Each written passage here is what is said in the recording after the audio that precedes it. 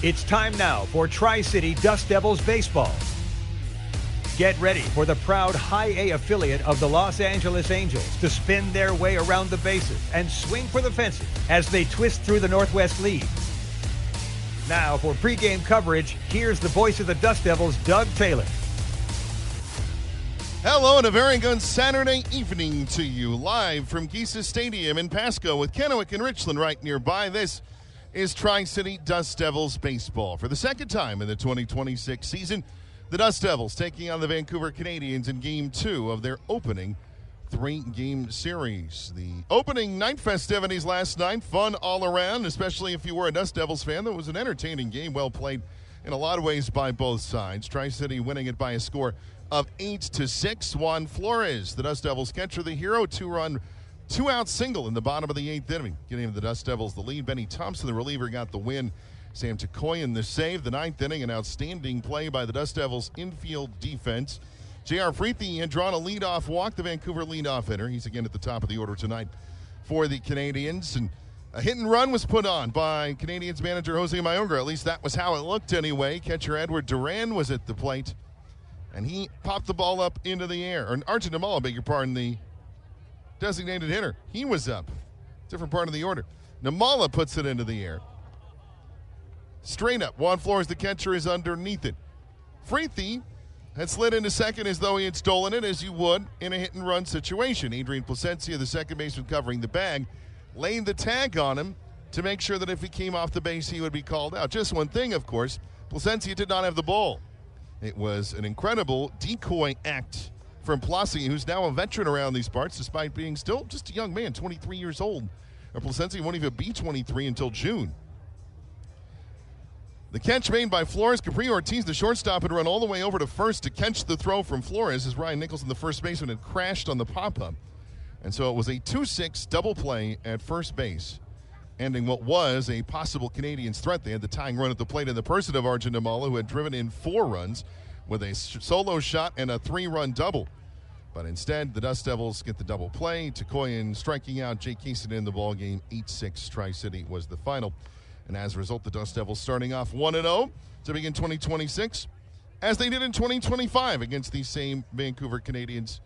And so Game 2 tonight, the Dust Devils an opportunity to clinch this series and set up a sweep possibility. Of course, the Canadians look to turn the tables and set up a rubber match tomorrow. Last year, Tri-City won the first game, but Vancouver took the next 2, and it was somewhat lopsided, especially on the Sunday. So the Canadians grabbing that opening series. So we're pretty much in the same place as we were last year, but with little different setup player-wise. Good number of returners, too, on both sides. It was a fun night here at Geisa Stadium. Post-game fireworks presented by CO Energy. 2,409 here on opening night. And so Game 2 here this evening is the crowd still making their way in. Of course, still 17 minutes or so from the scheduled first pitch time on this holiday weekend. Blessed end of Passover to all celebrating. Of course, Easter coming as well. A lot of folks celebrating the Easter Vigil tonight, Easter Sunday tomorrow. Happy Easter, one and all to 3 games in the Northwest League scheduled tonight.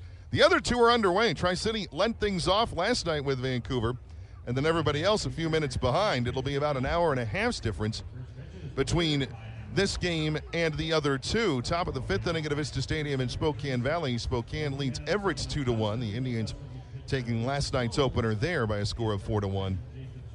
Bottom of the 4th inning at PK Park in Eugene. It is Eugene 3, Hillsborough nothing.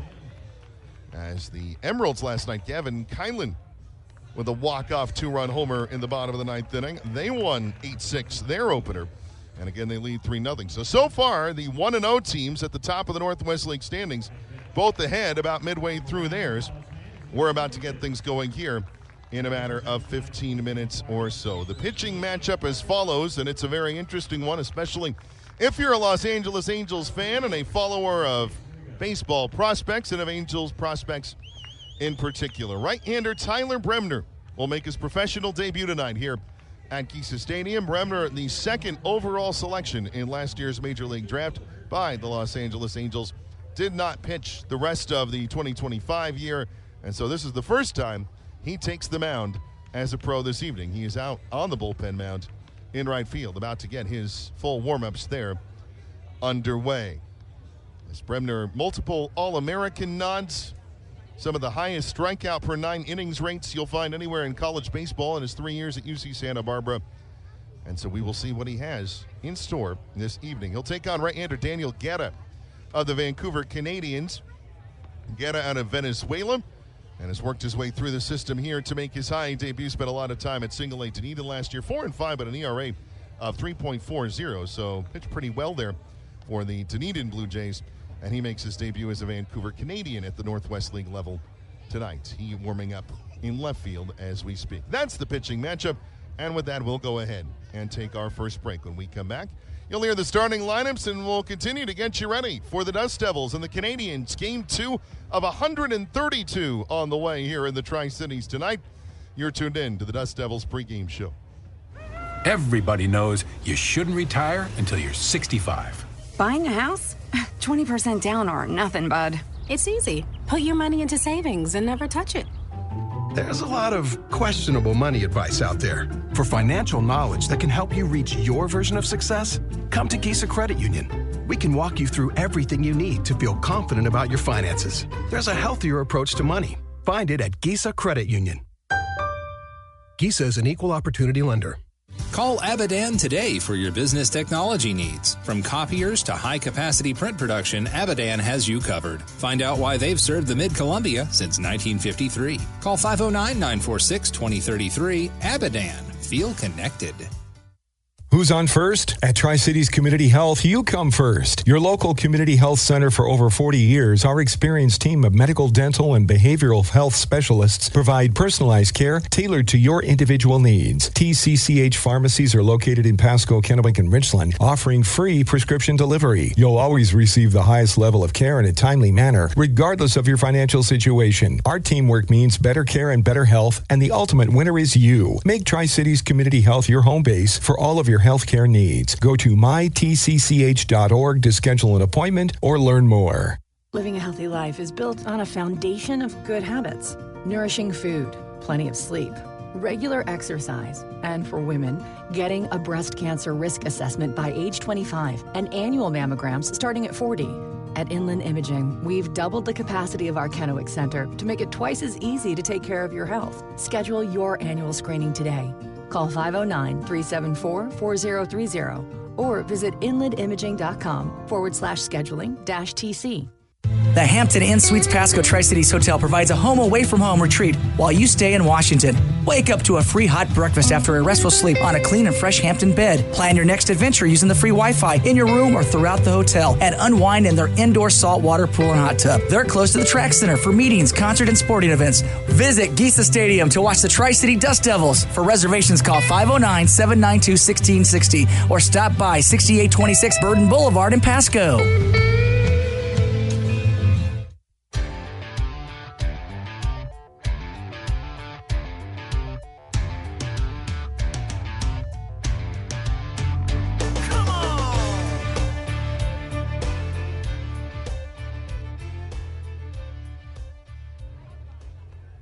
Welcome back to Gisa Stadium. The Tri-City Dust Devils, the Vancouver Canadians, getting ready for Game 2 of their opening 3-game series. And it's time to continue the Dust Devils pregame show by giving you tonight's starting lineups. First for the visitors, the Vancouver Canadians, as presented by their manager, Jose Mayorga. Again, Mayorga in his second year of his second stint with the club as the Vancouver manager. Second baseman J.R. Freethy will lead things off for the Canadians tonight. He was in left field last night. Switch hitter who will hit left-handed against the righty Tyler Bremner. Designated hitter Arjun Namala will bat second. And again, Namala, an outstanding night, driving in 4 of his team's 6 runs. A solo homer in his first at-bat the opposite way off of Dust Devil starter Chris Cortez, who went 4+ innings, allowing just a couple of runs and getting a no decision. Namala, a bases-clearing double as well in the 5th inning. So he was on point last night. Guy who's starting his second year at the high A level, and he got off to a big start last night here in Pasco. The first baseman Carter Cunningham will bat third. There was a late lineup change for the Canadians this evening. Jake Casey, who was the center fielder last night and third batter, he was originally in the starting lineup, but it seems after further review The decision was to give him a rest tonight. He did make a hard dive trying to get to Jorge Ruiz's 2-run single in last night's game. Was unable to get there. He was on the ground for a bit. The trainer, Dalton Nalemo, and Jose Mayorga, the manager, went out to check on him. Casey said he was fine, and he finished the ball game. But maybe perhaps needing a day of rest. Who of us doesn't every now and again? And so Casey out of the lineup tonight and hoping that he is feeling well and ready for tomorrow's action. But it is Cunningham, the third baseman, left-hand batter. He will bat third tonight. Alexi Hernandez, the right fielder, is the cleanup man. Brennan Orff, left-hand hitting left fielder, will bat fifth. He's the man who shoots into the lineup in place of Casey tonight. Kendry Chirinos, the third baseman, will bat sixth, making his 2026 debut. So too is Hayden Gilliland, left-hand hitting catcher. He bats seventh. Gilliland had a big game here last year for Vancouver. And the backup catcher will step in this evening for the Seas. Manny Beltre, the shortstop, will bat eighth. He is the son of Hall of Famer Adrian Beltre, who played 4 years with the Seattle Mariners. And probably best known for being a Texas Ranger and a Los Angeles Dodger, in either order, however you want to do it. Beltre, the shortstop, will bat eighth, again making his debut tonight here at this level. Matthew Valet, the center fielder, left-hand hitter out of Quebec. He is the center fielder tonight. He's a left-hand hitter. He will bat ninth with Daniel Guerra, the right-hander, on the mound for the Vancouver Canadians. Vancouver tonight is in their red, or R, however you want to do it, depending on where you are in the Anglosphere. It's either one. I believe we would say, south of the 49th parallel, that Vancouver is wearing their red jersey with Canadians across the front in white, number underneath it and on the back, white as well. Gray road pants and the red Canadians cap on top. And that is the look as the managers right now meeting with the umpires. Patrick McMorris will be the home plate umpire tonight. Brady Parrish will be the man on the bases. And with that, let's get to the Tri-City Dust Devils starting lineup this evening is presented by their second-year manager, Dan Billardello. Center fielder Anthony School will lead things off, left-hand hitter. He was 0 for 3, putting the ball in play all 3 times, but then got 2 hits in his last 2 at-bats for a 2 for 5 night. He was one of 2 Dust Devils with multi-hit games. Capri Ortiz is the shortstop, batting second. And we have indeed confirmed, in fact, we did it live on air last night, Capri is no longer a switch hitter. He is now solely hitting from the right-hand side, which was his natural hitting side before joining the Angels org as a young pro. They want to be a switch hitter. Maybe he thought it was a good idea, so he had worked on hitting from the left-hand side. He had far more power from the left-hand side than he did the right-hand side last year as a Dust Devil. But Capri Ortiz, now exclusively a right-hand hitter. So no more switch hitting for Capri. Jake Monroe, the third baseman, will bat third. By the way, Ortiz with 2 stolen bases last night as well and a hit. Ryan Nicholson, the first baseman, will bat cleanup. He a lefty and he the other Dust Devil with a multi-hit game last night, including an RBI single that gave the Dust Devils the lead in the 6th inning of their 8-6 victory last night. Randy DeJesus, the right fielder, will bat fifth. Juan Flores, the hero from last night, 2-run single in the bottom of the 8th, giving the Dust Devils the winning margin. He catches and bats 6th. Jorge Ruiz, the left fielder, will bat 7th. He's a left-hand hitter. Yohan Macias, the second baseman, will bat 8th. So really the only change to the lineup for Dan Billardello's side tonight is Macias slotting into the 8th spot for Adrian Placencia and at second base. Both are switch hitters, the only 2 on the club. And designated hitter Caleb Bartolero will bat 9th for Tri-City with right-hander Tyler Bremner on the hill for the Dust Devils. They are wearing their 25th season jerseys. It is a navy jersey, Tri-City across the front in white, little bit of light blue trim. That's also true of the numbers on the back. And the navy jersey has beige pinstripes, navy and beige, of course. The Dust Devil colors, that goes back all the way to the Rockies affiliation when the Dust Devils started here in the Tri-Cities in 2001. White home pants for the Dust Devils and their 25th season cap, a navy cap, TC logo on the front, but not the interwoven TC with which we're familiar. No, it's the older TC, kind of right next to each other, connected, and a beige brimmed cap rounding out the ensemble. We mentioned the 2 games in the Northwest League. Both scores have changed since we mentioned them all of 10 minutes ago. The Everett Aquasox now lead the Spokane Indians 3-2, bottom of the fifth inning at Avista Stadium. So that's a couple of runs for Everett in the top of the fifth inning. Meanwhile, the Eugene Emeralds have extended their lead over the Hillsboro Hops.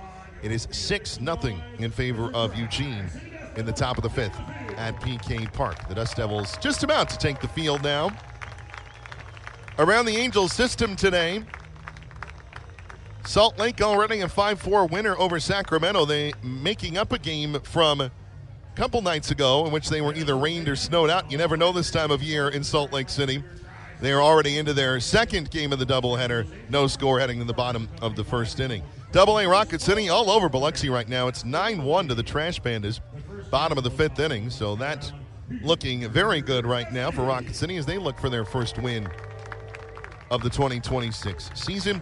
Meanwhile, the Rancho Cucamonga Quakes, the now single-A affiliate of the Angels, they are looking for a sweep of the Inland Empire 66ers, the former Angels single-A affiliate, now the Seattle Mariners single-A squad. So, good luck to the Quakes tonight as they try to go 3-0 to start their year, as they're playing Thursday through Saturday, and they'll take Easter Sunday off before resuming their Cal League schedule next Tuesday. The parent club, the Los Angeles Angels, unfortunately in extra innings fell by a score of 3-1 last night. Of course, if you're a Pacific Northwest baseball fan, you might not find it all that unfortunate. It's complicated here in the Tri-Cities, but we, of course, supporting our parent club. They'll get to work here at 6:38, so about 12 minutes or so. Jack Ahanowitz, 2023 Dust Devil, will take on Emerson Hancock of the Seattle Mariners. So good luck to Kurt Suzuki and crew tonight at the Big A as they try to grab their first home win of the season. By the way, 3-1 was the final score in 10 innings last night. The Mariners over the Angels, and that is an Angels affiliation update. We do have baseball buddies as well, I believe, from the Pasco Little League here, going out with each and every starter. And with that, it's time for us to step aside for the anthems of Canada and the United States. VFW Post 5785 presenting the colors. So we rise here and we step aside when we come back. First pitch and all the action live here from Giesa Stadium. The Dust Devils and the Canadians on the way. This has been the Dust Devils pregame show. Tri-City Dust Devils baseball is next. Love watching the future of baseball? With the Bally Sports Live app, you can stream every minor league baseball game and follow baseball's top prospects anytime, anywhere. Experience minor league baseball like never before. Dive in with real-time enhanced stats, track your favorite players, and play bingo along with every pitch. And the best part? It's completely free. Download the Bally Sports Live app on your phone or connected device to start watching now. No matter your industry, old or new, Crown Paper and Janitorial is proud to support the community. With our expertise, we can help provide a clean, safe, and healthy environment. Whether you need a consultation for your sustainability objectives or simply have a nasty stain on the carpet, we are here to help. To contact us or to learn more, visit crown.walterenelson.com. We take a lot of pride in the success of our Tri-City Dust Devils, just like the folks at CO Energy, an independent franchise of Pacific Pride. With quality gasoline, non-ethanol premium, and diesel fuel, Pacific Pride's 24-hour fully automated fueling stations are modern, clean, and well-lit, and the frequent fueler's special access card provides security, control, and itemized billing. No lost receipts, no unauthorized purchases, no guesswork. Just hundreds of convenient Pacific Pride sites throughout the U.S. At Pacific Pride, we fuel the winners, and your company can join the team. So get a handle on your commercial fueling needs with Pacific Pride. Open your account today at CO Energy, an independent franchise of Pacific Pride, with offices in Pasco, Spokane, Yakima, and surrounding areas.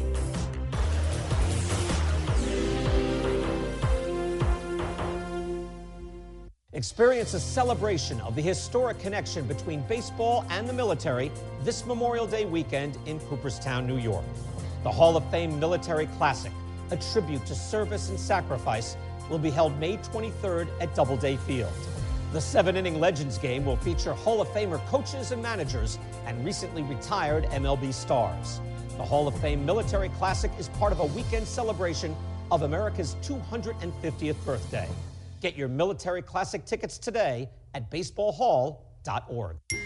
Okay, text from the wedding planner. She's talking about a cake pop mural. Ah, exciting. Ooh, it's $8,000. Oh. I don't know, we're trying to save for a house. Well, you only get married once. Or twice. 3 times tops. There's a lot of bad money advice out there. For knowledge you can trust, come to Gisa Credit Union. Whether it's saving for the wedding or everything that comes after, we can help get you where you want to be. Find a healthier approach to money at Gisa. Most women will never experience breast cancer. But for the 1 in 8 who does, early detection can mean the difference between life and death. Catching cancer early means more options while the disease is easier to treat and cure. If you're a woman over 40, you can schedule your annual exam yourself.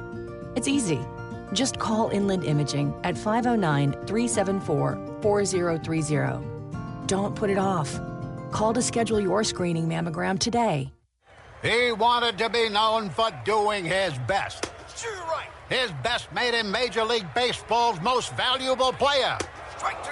He played in 6 World Series and was elected to the Hall of Fame. Although an honest man, he was best at stealing home. But the best quality of Jackie Robinson's life was his character. So here's to you, Mr. Robinson. Thanks for passing it on. From the Foundation for a Better Life at Values.com.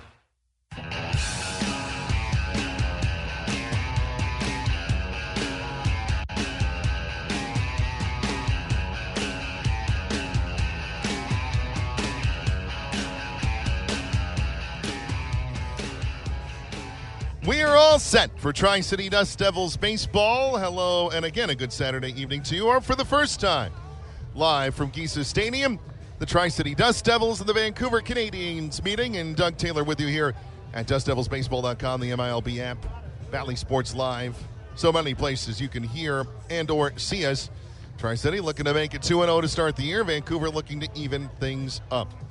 The Dust Devils in the field. Let's let you know how they look defensively. Out in left field tonight, Jorge Ruiz. Anthony School is the center fielder. Randy DeJesus is the man in right field. The infield, Jake Monroe is at third base. Capri Ortiz, the shortstop. Yohan Macias is the second baseman this evening, and Ryan Nicholson is at first base. Juan Flores catches. And on the mound, the right-hander from San Diego, America's finest city, Tyler Bremner, making his professional debut. And he's the second overall pick in last year's Major League Draft out of UC Santa Barbara. Highest selection the Angels have made in some time, if not ever. And Bremner just about ready to go to begin his professional journey. Tyler, 6'2", 190 pounds. He'll be 22 in a couple of weeks. Born and raised in San Diego. And I'm sure after getting drafted last July, not pitching the rest of the year, excited to get things going. Will he be nervous as well as he takes a circuitous route to the rubber? We shall see beginning now. J.R. Freethy, the second baseman to lead things off. He was the left fielder and leadoff man last night. Had a hit, 2 walks, first pitch. Fastball a little inside. Stadium gun had him at 99 on that fastball. I'm guessing 95, 96. Somewhere in there. As the 1-0. That foul tipped into the glove of Juan Flores to even the count at a ball and a strike. Just know the stadium gun to be a little hot here. And so we try to endeavor to get you accurate numbers. It's moving. As Bremner ready, the 1-1. Popped in the air, third base side. Foul out of play. 1-2 now the count. To J.R. Freethy. Out of the Sacramento suburb of Rockland, California. Played collegiately about an hour and a half or so away at the University of Nevada for the Wolfpack there. The 1-2 at the changeup, low and outside, 2 balls and 2 strikes. That is perhaps the feature pitch for Tyler Bremner, at least certainly at UC Santa Barbara. He was known for a changeup that did damage to players at both sides of the plate. It was not just something that ran away from lefties and caused problems. The 2-2. That's low. Count full now, 3 balls and 2 strikes. And with the professional debut, it could take a little bit of time for Tyler to settle in. Arjun Namala, the DH on deck, the 3-2. Changeup, holding the ground, first base side. That is foul and rolling right to the first base coach this evening for Vancouver. And his bench coach, Matt Von Romer, out there at first. Jose Mayorga, the manager, is at third. As Bremner working from the windup. Steps in again, the 3-2. Fouled away, third base side lined. Thankfully, I believe, over the seats. Everybody okay? So Freethy making Bremner work a little bit here in this first at bat of his pro career. It's the one that Bremner is handling. Once more, the 3-2. Swing and a miss, strike three. Maybe got a piece. Either way, Freethy down on strikes, and Tyler Bremner starts his pro career with a strikeout. One up and one down here in the top of the first, and a tough customer stands in on the right-hand side. Designated hitter Arjun Nimmala stepping in. Last night, Nimmala, 2 hits and a walk. He hit a solo homer in the first inning. Then a bases clearing double in the fifth. So he drove in 4, scored 3 times. First pitch. Looked like a breaking ball, missing high, slider, 1-0. And all sorts of accolades for Bremner in his time at UC Santa Barbara. Was all Big West Conference honorable mention as a freshman, the 1-0. Swing and a miss. That looked like a slider again. Nimmala unable to get to it. The count even had a ball and a strike. He fluctuated between the starting rotation, if you will, in college and the bullpen first couple of years, settling into the rotation in 2024. The 1-1 changeup missing low, 2 balls and a strike. Complete game win in 2024. In 2025, he's racking up starts left and right with 10-plus strikeouts, the 2-1. That misses either high or inside, close but no, 3 balls and a strike. Stadium gun had him at 99. So again, working mid to upper 90s, and that's where the fastball for Bremner is known to be. The 3-1. That's pulled foul. Might have got the front foot of Nimmala. It did as it shoots to the end of the third base side of the Vancouver dugout. Count again full, 3 balls and 2 strikes. As the Dust Devils playing Nimmala straight away in the outfield and a little deep. Infield ever so slightly shifting into pull. Once more, the 3-2. Fastball popped in the air right side.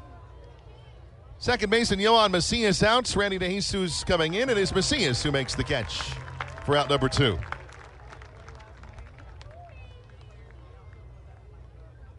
So it's a P4 in shallow right field. 2 up and 2 down for Tyler Bremner, and 2 outs for Vancouver in the top of the first. Vancouver and Tri-City, no score, just underway, as you may have gathered. Carter Cunningham, the first baseman, stands in, lefty. It's the righty Bremner who steps and winds, deals. Fastball in the inside corner, taken for a strike, 0-1. And Cunningham shifting into the lineup spots that Jake Casey held last night. Originally that was the plan, but Casey stepping out of the lineup late, the 0-1. Off speed, change up, grounded right side. Is it in play? Cunningham thinks he fouled it off. They take it to the bag, and that's out number 3. Cunningham was certain it was a foul ball. He didn't run to first. He pulled away. Now Jose Mayorga, the Vancouver manager, coming down, and Patrick McMorris is the home plate umpire. The 3 of them having a chat, and again, it looks as though the inning is over. So, 1, 2, 3 go the Canadians in the first. A great start for Tyler Bremner. And we're through half an inning with the score. The Canadians nothing, and the Dust Devils coming up. The Hampton Inn Suites Pasco Tri-Cities Hotel provides a home away from home retreat while you stay in Washington. Wake up to a free hot breakfast after a restful sleep on a clean and fresh Hampton bed. Plan your next adventure using the free Wi-Fi in your room or throughout the hotel, and unwind in their indoor saltwater pool and hot tub. They're close to the track center for meetings, concert, and sporting events. Visit Giza Stadium to watch the Tri-City Dust Devils. For reservations, call 509-792-1660 or stop by 6826 Burden Boulevard in Pasco. Can you believe it? Tri-Cities, can you believe it has been 25 years of Dust Devils baseball? This is Eric the Peanut Guy, and I personally cannot wait to celebrate with you all season long. It starts opening weekend. Opening day is Friday, April 3rd, featuring post-game fireworks from CO Energy and a magnet schedule giveaway from Tri-Cities Community Health. Saturday, April 4th, will feature more post-game fireworks thanks to Yolk's Fresh Market. Come be a part of our best season yet. Tickets at DustDevilsBaseball.com. Dust Devils Baseball, a Tri-Cities tradition for 25 years.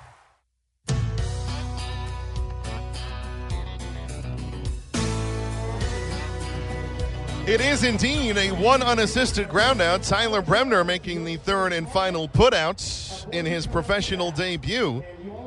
And that went about as Bremner could have hoped, outside of it being 3 strikeouts. He retires the Canadians in order, so now it's the Dust Devils' time to bat. No score as we move to the bottom of the first inning. First 3 for Dan Bellardello's side. Center fielder Anthony School, shortstop Capri Ortiz, and third baseman Jake Monroe, as it was last night. Vancouver defensively looks like this. Across the outfield, Brennan Orff is tonight's left fielder. The center fielder is Matthew Vallée, a French-Canadian from the province of Quebec. And Alexi Hernandez is the right fielder. The infield at third base, Kendry Chirinos tonight. Manny Beltre is the shortstop. Again, the son of Adrian Beltre, Hall of Famer. So this Canadians team with 2 sons of prominent former major leaguers. Jake Casey being the other, son of Sean Casey, the longtime Cincinnati Red. J.R. Freethy's the second baseman tonight. Carter Cunningham again at first. Hayden Gilliland catching. And on the mound is the right-hander Daniel Guerra out of Venezuela. First pitch to Anthony School.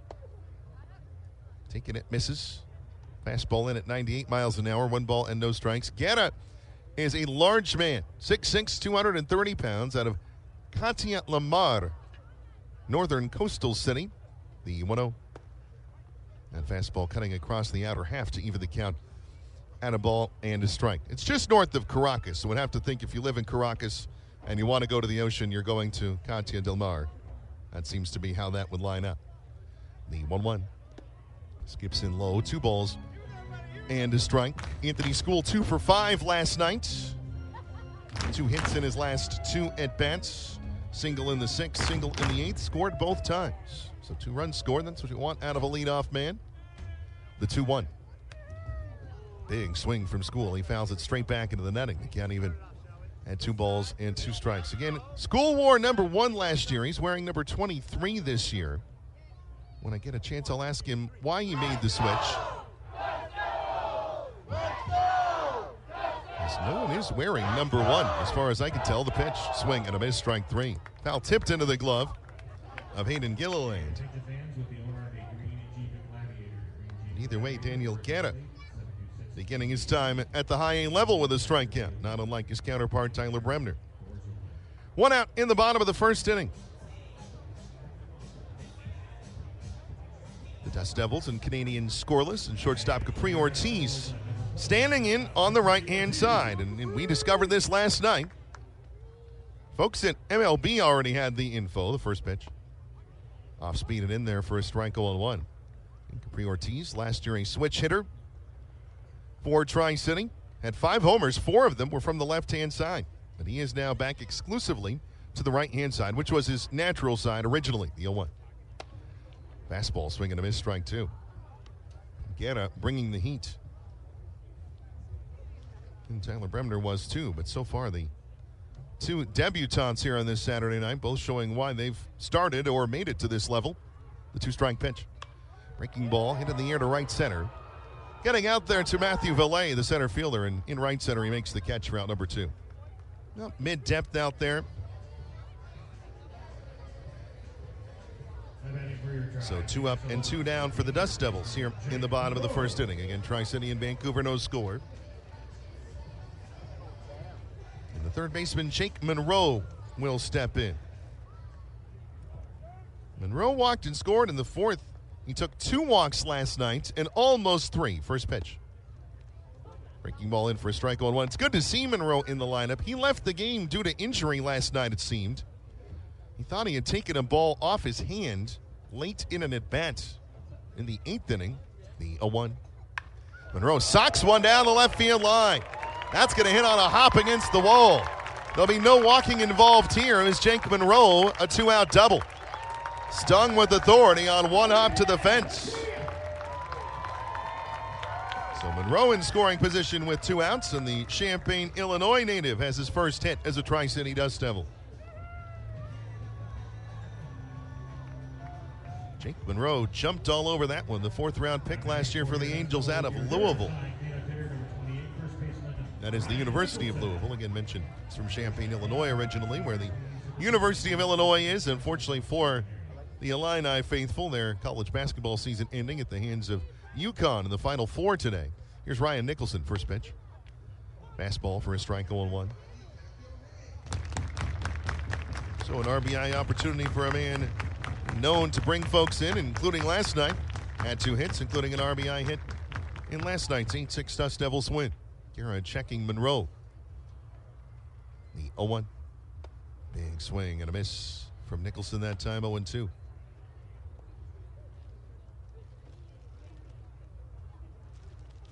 So quickly, Nicholson down 2 strikes. 14 homers for the Dust Devils last year. The Northwest League Player of the Month in April 2025. The 0-2.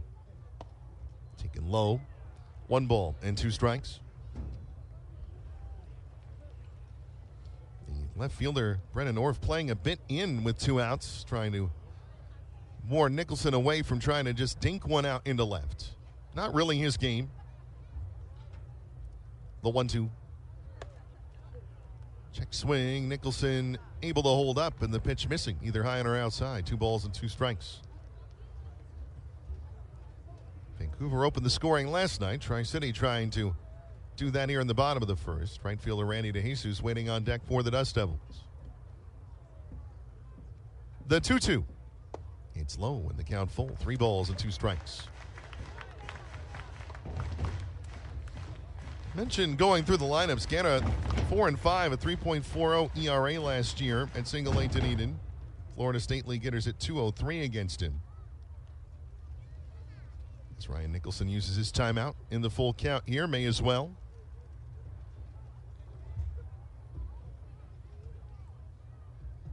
Guerra working from the stretch with Monroe at second. Checks him a second time and comes set right at the Canadians' letters. 3-2. Nicholson pulls a soft grounder, first base side, right to the bag. It hits the bag, but it comes back to Guerra covering. He grabs it and steps on the bag himself. And so both halves of the first inning end with a 1 unassisted putout and a somewhat strange one at first base. So the inning is over. The Dust Devils are turned away. No runs, a hit, no errors, and a man left through an inning in Pasco. The Dust Devils nothing, the Canadians the same. This is Tri-City Dust Devils baseball. Who's on first? At Tri-Cities Community Health, you come first. Your local community health center for over 40 years, our experienced team of medical, dental, and behavioral health specialists provide personalized care tailored to your individual needs. TCCH pharmacies are located in Pasco, Kennewick, and Richland, offering free prescription delivery. You'll always receive the highest level of care in a timely manner, regardless of your financial situation. Our teamwork means better care and better health, and the ultimate winner is you. Make Tri-Cities Community Health your home base for all of your healthcare needs. Go to mytcch.org to schedule an appointment or learn more. Living a healthy life is built on a foundation of good habits. Nourishing food, plenty of sleep, regular exercise, and for women, getting a breast cancer risk assessment by age 25 and annual mammograms starting at 40. At Inland Imaging, we've doubled the capacity of our Kennewick Center to make it twice as easy to take care of your health. Schedule your annual screening today. Call 509-374-4030 or visit inlandimaging.com/scheduling-TC.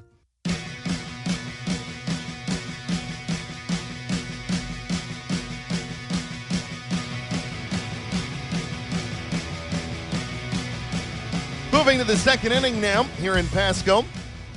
Tri-City and Vancouver scoreless as both starters putting up zeros in their respective halves of the first inning. Tyler Bremner, a 1-2-3 first inning with a strikeout to start things. And so the first man he faces in the second is the cleanup man, right fielder Alexi Hernandez. Left fielder Brennan Orff, Third baseman Kendry Chirinos to follow. Tyler Bremner, 16 pitches, 10 strikes in the first inning. First pitch from Bremner. A little off speed and in there on the outer half, 0-1.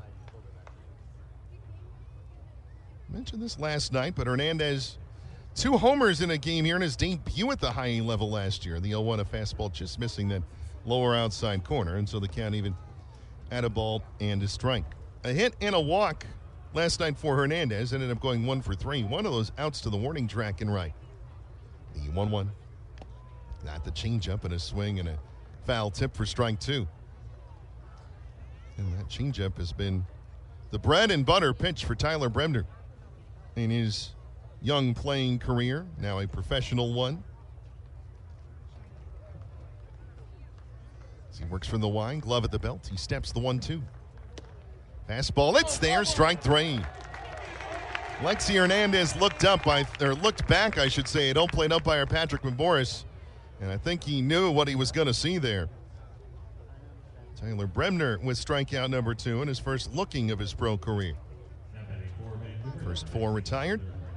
1 out of the second. Dust Devils and Canadians scoreless. The base is empty for left fielder Brennan Orff. Orff last night was the designated hitter in the 7 spot. Went 0 for 3 with a walk. First pitch. That was the changeup. Missing low. 1 ball and no strikes.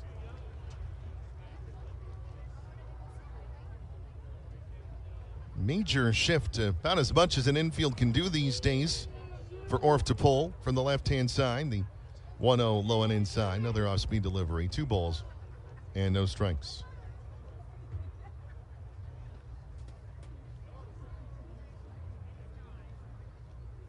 Bremner winds the 2-0. That's inside. 3 balls and no strikes.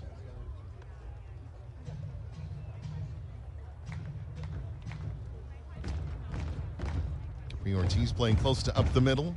Yohan Macias over in the hole really more than in a usual spot. The 3-0. It's taken down the middle for strike 1, or with the bat on his shoulder. Stadium gun had 101 on that fastball. 97, 98, somewhere in that vicinity would be my guess. The 3-1. That misses just low, ball 4. So, first base runner of the game for Vancouver, as Brennan Orff draws a 1-out walk.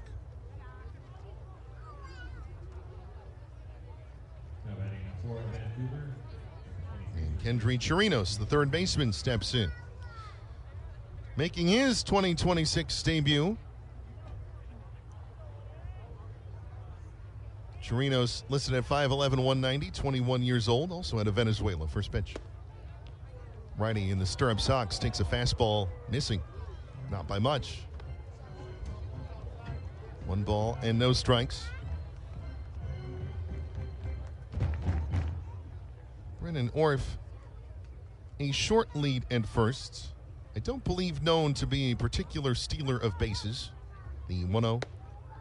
Low and outside. 2 balls and no strikes. So Bremner looking to rein things back in. He did have 2 stolen bases last year in 18 games for Vancouver. In his longest season, 67 games in 2024, had no steals, was caught in his only attempt. The 2-0. Chirinos takes a fastball for a strike, 2-1. And the sun setting over the mid-Columbia on this Easter Saturday weekend. Blue skies, just some high clouds, another gorgeous night here in the Tri-Cities. The 2-1. Chirinos, a big swing and a foul straight back, 2-2. Bremner, after falling behind 2-0, evens the count. 95 games at Dunedin last year for Chirinos. 6 homers, 43 RBI, 255 average as he calls time. Catcher Hayden Gilliland waiting on deck for the Canadians. As Bremner has a look over at Orff at first. Bremner working about the middle of the rubber. The 2-2. Fastball outside corner, strike 3. Second strikeout looking, third overall for Tyler Bremner tonight. 2 outs here in the top of the second. Tri-City and Vancouver, no score. And that brings up Hayden Gilliland. Mentioned him, of course. He is also tonight's King Beverage beer batter. Discounted brews for fans 21 and up for 10 minutes if Hayden Gilliland strikes out in any of his plate appearances in the first 7 innings. First pitch. Change-up, swing and a miss as Gilliland was trying to send that to, it'd be like South Range. Somewhere in the southern Kennewick suburbs, he was trying to locate that one. Did not happen. No balls in a strike. Noise level picking up a bit here. The pitch. Swing and a miss, strike two on a slider. It bounces away from Juan Flores, but Orff holding it first. And Hayden Gilliland quickly down 2 strikes. Last year, they have a homer and a 3 RBI day, did Gilliland against the Dust Devils. The 0-2 runner goes. Fastball misses high, and Brennan Orff has a stolen base. And mentioned, not really his game, but we've seen already a couple of different things tonight where you just don't expect it, but it happens. Orff reading it well. Has his first steal of the year. He's in scoring position with 2 outs. Now the 1-2. Change up, swing and a miss, strike 3. Tyler Bremner strikes out 3 in the top of the second inning. Only a walk, allowing a base runner, 4 Ks for him, and yes, another beer batter alerts here at Kisa Stadium. No runs, no hits, no errors. A man is left through an inning and a half. Tri-City in Vancouver, no score. This is Dust Devils baseball. Man, I loved playing high school sports growing up. And it's fun being a fan now, don't get me wrong, but sitting in the stands feels like I'm missing out on all the action, you know? I wanted to get back in the game, so I signed up to be a high school official. It takes me back to my playing days. I'm supporting students, and I get paid to make the big calls. Do you want to see the game up close? Sign up to become an official in Washington at highschoolofficials.com. Everybody knows you shouldn't retire until you're 65. Buying a house? 20% down or nothing, bud. It's easy. Put your money into savings and never touch it. There's a lot of questionable money advice out there. For financial knowledge that can help you reach your version of success, come to Gisa Credit Union. We can walk you through everything you need to feel confident about your finances. There's a healthier approach to money. Find it at Gisa Credit Union. Gisa is an equal opportunity lender.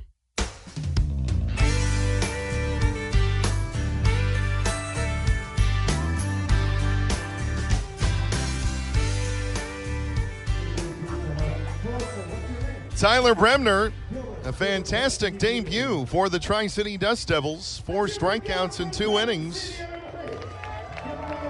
Only a walk so far given up, and now the Dust Devils in their second at bat will try to give him a little run support. No score as we start the bottom of the second inning in this Tri-City Dust Devils baseball. Bally Sports Live, MLB TV, the MILB app on the video side of things. Audio-wise, you're listening at DustDevilsBaseball.com. The MILB app, however you're hearing and or viewing us, we're glad you are on this Saturday night. Randy DeJesus, the right fielder, will lead things off for the Dust Devils. Catcher Juan Flores, left fielder Jorge Ruiz will follow as they take on Daniel Guerra for the first time. First pitch. Breaking ball missing low and outside. 1 ball and no strikes. Daniel Guerra, 16 pitches, 11 strikes in the first inning.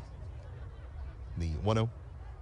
Fastball pulled on the ground sharply to third, but there to greet it is Kendry Chirinos. His throw across to first and Carter Cunningham in time. 1 out in the bottom of the second. So 5-3 ground out begins the bottom of the second, and that brings up last night's hero. Catcher Juan Flores. 2-run single with the bases loaded, 2 outs in the bottom of the 8th inning. Just dropped it out into left center, took a 6-6 tie to an 8-6 Dust Devils lead. And that was the final score. First pitch from Guerra. Rocks in high, 1 ball and no strikes. do want to remind you, tomorrow it's an afternoon affair here at Kisa Stadium. The 1-0. A breaking ball on the inner half to even the count at a ball and a strike. First pitch scheduled for 1:30 tomorrow afternoon. Pre-game show will be on the air at 1:10, where you're hearing us in or viewing. The 1-1. Swing and a miss, strike two. That had some movement on it. Flores unable to get there. 1 ball and 2 strikes the count. I mentioned that 2-run hit for Flores last night. He reached base 3 times. Walking and scoring in the 4th. Was hit by a pitch in the 5th. The 1-2. Flores high in the air, deep to left. Orf going back, track wall. It's only a view. It's over the old fence. Juan Flores destroys a ball. And the Dust Devils lead 1-0 here in the bottom of the second. That one was marked for the soccer fields as Flores' first homer of the year, his 3rd RBI. And the Dust Devils lead 1-0 here in the second. That was smacked.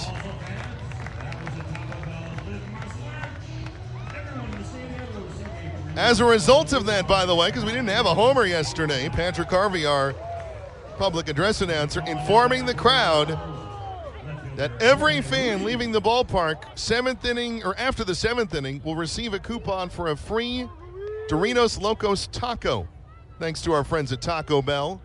That is the Live Moss launch promotion starting this year. Jorge Ruiz taking a pitch low, 1-0 the count to him. Guerra fires. Fastball in there to even the count at a ball and a strike. I will ask for the X and velo and distance on that homer from our analytics crew to our left. The 1-1. Fastball, that one missing either high or outside. That was close. 2 balls and a strike. Easton Rhodes, the game planning strategist for the Dust Devils here in 2026. Sam Carpenter, the video assistant to his right, the 2-1. Swing and a miss. The bottom drop down to that. Ruiz unable to get there. The count even at 2 balls and 2 strikes.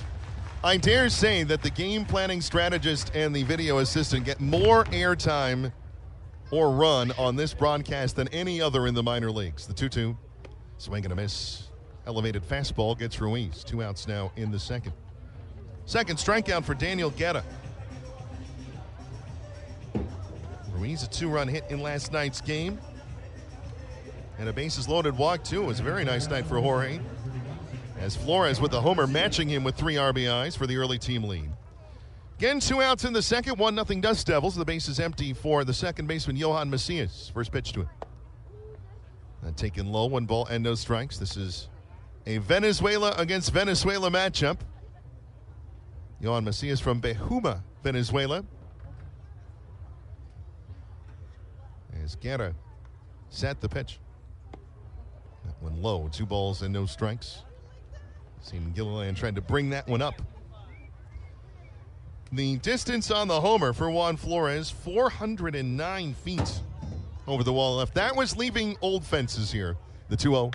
Macias rips one just past Guerra and up the middle. A base hit that bounced right over the second base bag and into center field. As the throw coming in off the glove of second baseman J.R. Freethy momentarily. But Macias with a line drive has his first hit and his first plate appearance as a Dust Devil. That one on a line. And the inning continues. To designated hitter, beg your pardon. I do know how to say that word. Caleb Bartolero. He the DH tonight. Macias with a decent lead at first. 1-0 Dust Devils in the second. Pickoff throw over to first. Back safely is Yohan Macias.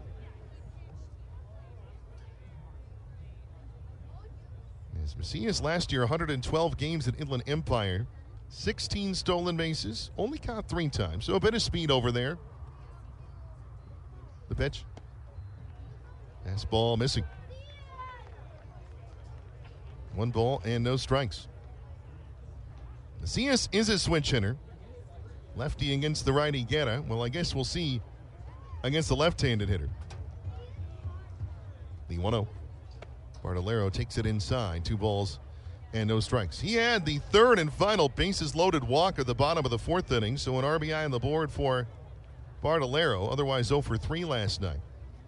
As we talked about, though, there's some pop in this bat, hitting in the 9 spot. The 2-0. Bartolero swings and pops it up right side of the infield. Second baseman J.R. Freethy just onto the right field grass will make the catch. And that'll do it for the Dust Devils here in the second, but not before. Juan Flores rocks one out of here. We mentioned the 409 feet, 107 miles an hour off the bat, leaving any park in the bigs. And that's 1 run, 2 hits in the inning for the Dust Devils, no errors, and a man is left. Through 2 here at Giza, the score, Tri-City 1, Vancouver 0, and we're pleased you're here for Dust Devils baseball. Now. We tend not to think about now. We dream about tomorrow, relive yesterday. But right now in front of us is victory over cancer. Right now, cancer research funded by the V Foundation is leading to better treatments and saving lives. Victory over cancer is there for the taking by you, because today's cancer research is tomorrow's victory. Learn more at v.org. Don't give up. Don't ever give up. Celebrate the history of our national pastime at the National Baseball Hall of Fame and Museum in Cooperstown. See priceless treasures that'll bring your baseball memories to life. Connect with events that have shaped and changed the game and our country. Our stories to tell, your memories to share. Plan your visit today at baseballhall.org.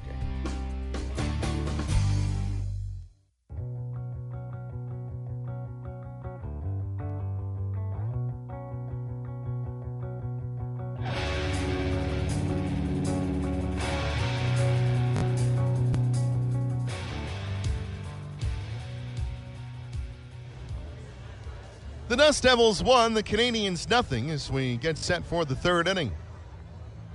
Here at 6200 Burton Boulevard, a.k.a. Giza Stadium. Doug Taylor joining you for Dust Devils baseball on an absolutely gorgeous Saturday night for it. I'll get you the temperature at first pitch here in just a moment. As Manny Beltre, the shortstop, gets his first at bat for Vancouver. First pitch to him, taken for a strike out of the hand of Tyler Bremner. Bremner so far has been as advertised and as prospected. The 0-1 slider outside, a ball and a strike. We did not know the pitch count or what the thought was as to how long Bremner would go in this game. There is action in the Tri-City bullpen. The right-hander Alex Martinez is loosening down the right field line. The 1-0 or 1-1 swing and a miss. 1-2 slider moving away. Doing the prep and research on Tyler Bremner. The Baseball America handbook, thanks to Taylor Blake Ward for that info for 2026. The 1-2 low, 2 balls and 2 strikes. Seems like they're working perhaps on the slider for Bremner. Fastball, good. Changeup, excellent. Working on that third pitch because that's really what differentiates a reliever from a starter. Unless your 2 pitches are just that good, the 2-2. Swing and line into left field. That's going to get down on a hop. A base hit for Manny Beltre. Quickly over to it is Jorge Ruiz. Still fire in a 1-hop throw to Johan Macias. And Vancouver has its first hit of the evening. And it's from the son of a man who was known for hitting the ball and known for his defense too, which is why he's a Hall of Famer. Adrian Beltre's kid, Manny. A leadoff single here in the third. So we mentioned that as it's a fact of interest. At the same time, Manny's trying to create his own path in baseball. He goes. First pitch to Matthew Valet, the center fielder, is fouled to the first base side. No balls and a strike, and Beltre will return to first.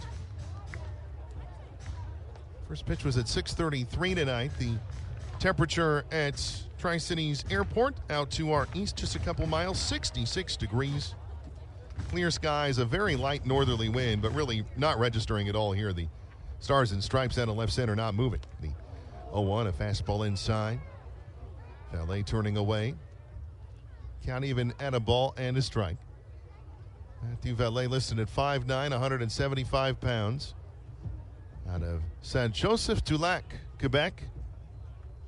Pickoff throw over to first. Back safely is Manny Beltre. Only playing college ball, though, 3 different spots, including Dallas Baptist University,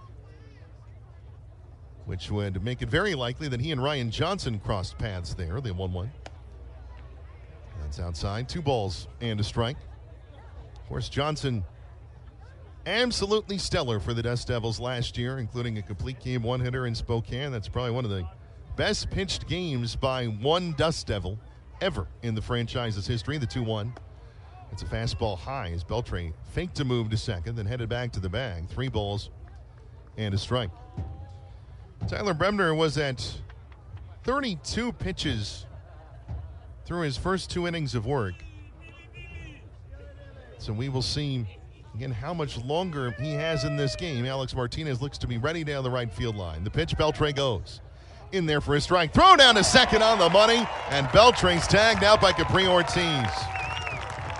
We talked about the long home run from Juan Flores, but it is a well-known fact in the Northwest League that Juan's one of the better defensive catchers, maybe in all of minor league baseball. And that throw was a seed. Beltre had no chance whatsoever. Now 1 out and the count full. 2-6, caught stealing is Beltre. Full count pitch. LA fouls it back into the netting. Keeps the AB going. Again, we're in the top of the third. Tri-City 1, Vancouver nothing. 1 run, 3 hits, no errors for the Dust Devils so far. No runs, 1 hit. No errors for Vancouver. The hit just moments ago off the bat of Beltre, who was caught stealing a couple of moments ago. Bremner winds the 3-2. Swing and a miss, strike 3. Blue Valet away with the fastball. So after the leadoff single, a caught stealing and a strikeout later, the base is empty. 2 outs here in the top of the third. And the Dust Devils up 1-0 on Juan Flores' mammoth solo homer in the bottom of the second. J.R. Freethy, the second baseman, steps back in. He struck out swinging his first time up. Did take Bremner to a full count. First delivery. Fastball, it's in there. Strike 1. Bremner wearing the number 18. Here with the Dust Devils. The 0-1. Slider catching the lower part of the zone. 0-2.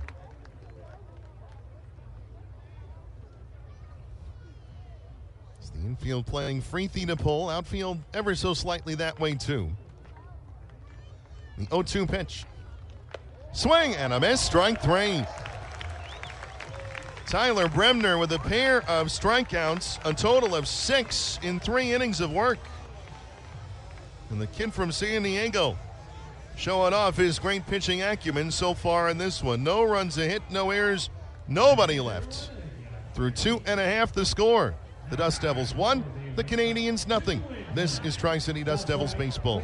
Call Abadan today for your business technology needs. From copiers to high-capacity print production, Abadan has you covered. Find out why they've served the Mid-Columbia since 1953. Call 509-946-2033. Abadan. Feel connected. We take a lot of pride in the success of our Tri-City Dust Devils, just like the folks at CO Energy, an independent franchise of Pacific Pride. With quality gasoline, non-ethanol premium, and diesel fuel, Pacific Pride's 24-hour fully automated fueling stations are modern, clean, and well-lit, and the frequent fueler's special access card provides security, control, and itemized billing. No lost receipts, no unauthorized purchases, no guesswork. Just hundreds of convenient Pacific Pride sites throughout the U.S. At Pacific Pride, we fuel the winners, and your company can join the team. So get a handle on your commercial fueling needs with Pacific Pride. Open your account today at CO Energy, an independent franchise of Pacific Pride, with offices in Pasco, Spokane, Yakima, and surrounding areas.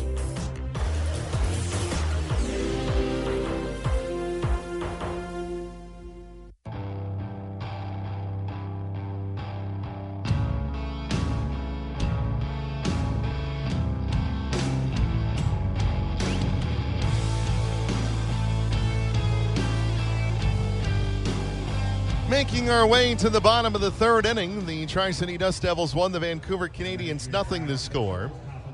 And Daniel Guerra, the Vancouver starter, will start his third inning of work by taking on the top of the order. Center fielder Anthony School in the box. Struck out swinging his first time up. Guerra in his first trip through the order, a pair of strikeouts. As the first pitch in there, 0-1.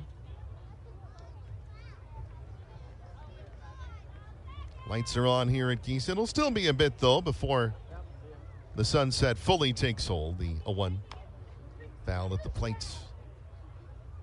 So School quickly down 2 strikes. Capri Ortiz, Jake Monroe to follow. As Guerra looks in at Hayden Gilliland. Has his sign from the wide, he turns and deals. School reaches out, gets it off the end of the bat, foul into the netting, protecting the third base side. Count stays, no balls, 2 strikes. In the Northwest League at the moment, through 8 innings in Spokane, the Everett Aqua Sox leading the Spokane Indians 2-1. Spokane Valley to be precise. The 0-2 here. Outside, fastball missing, 1 ball and 2 strikes. At PK Park in Eugene, they're in the top of the 8th inning. Eugene 8, Hillsborough 1, the score there. So the Emeralds well positioned to clinch a series win tonight. Everett a run up trying to even the series there. The 1-2. School lines it foul over the netting. Third base side around the grandstand. I believe off the new indoor batting area.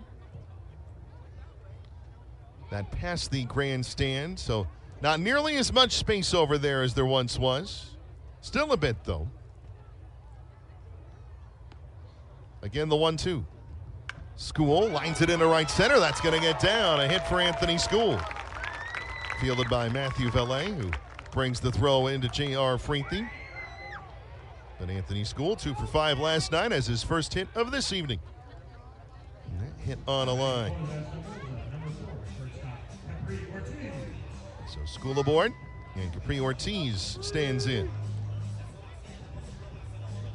Capri flew out to Valet in right center his first time up. School a decent lead over there. At first, he holds the pitch. Ortiz takes it. It misses. 1-0.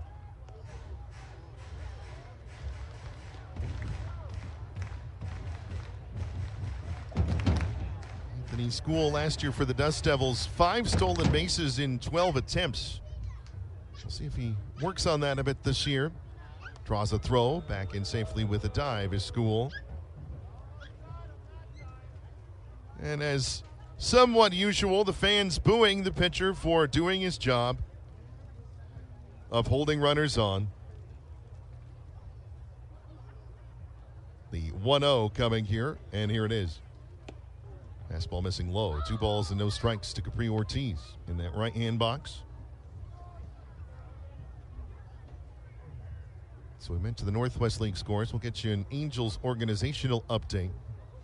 Have seen text of a great play in Anaheim, the 2-0. Ortiz a bunt in front of the plate. It's fair. Throw down to second is in time. So School is out at second. And Ortiz, it was a surprise bunt, and the surprise executed well. Unfortunately, the bunt ended up just right in front of the plate. And so School out at second. It is a fielder's choice bunt. 2-6 the out recorded at second base. So Ortiz takes School's place at first. 1 out of the third. 1-0 Tri-City leading. And Jake Monroe doubled his first time up at the plate. Pickoff throw a little high and wide. Ortiz back in with a dive. Capri stole 27 bases last year leading the team. He stole 2 bases last night. He's on pace for 264 stolen bases this year. As he goes, pitch misses. Throw down to second. Not in time, and there's stolen base number 3.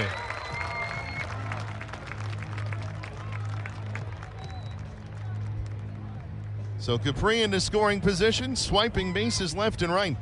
And by the way, if he does steal 264 bases, it will be a record. I can confirm that. He hit second with one out. The Dust Devils looking to add to a 1-0 lead. The 1-0 to Jake Monroe. Comes in high, 2 balls and no strikes. The double by Monroe, socked on a line toward the left field line, not fully right down it. And on a hop against the wall, it was stung.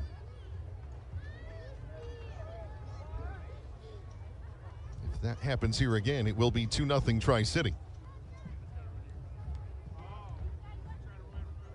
As Guerra checks Ortiz at second, the 2-0. That comes in high, 3 balls and no strikes. So right now, Guerra struggling with a bit of control and a little bit of stretching starting to happen in the Vancouver bullpen down the left field line. The 3-0 to Monroe. Fastball taken down the middle for strike 1. And the hit by School, by the way, the 4th of the night for the Dust Devils. So Ortiz a big lead off a second now, drawing Guerra's attention. Will he draw a throw? No, the 3-1 as Ortiz goes late. Throw down to third, not in time. He's got another. Make it 4 stolen bases for Ortiz in the first 2 games. And he's at third with a full count and 1 out. That'll bring the Canadians infield in.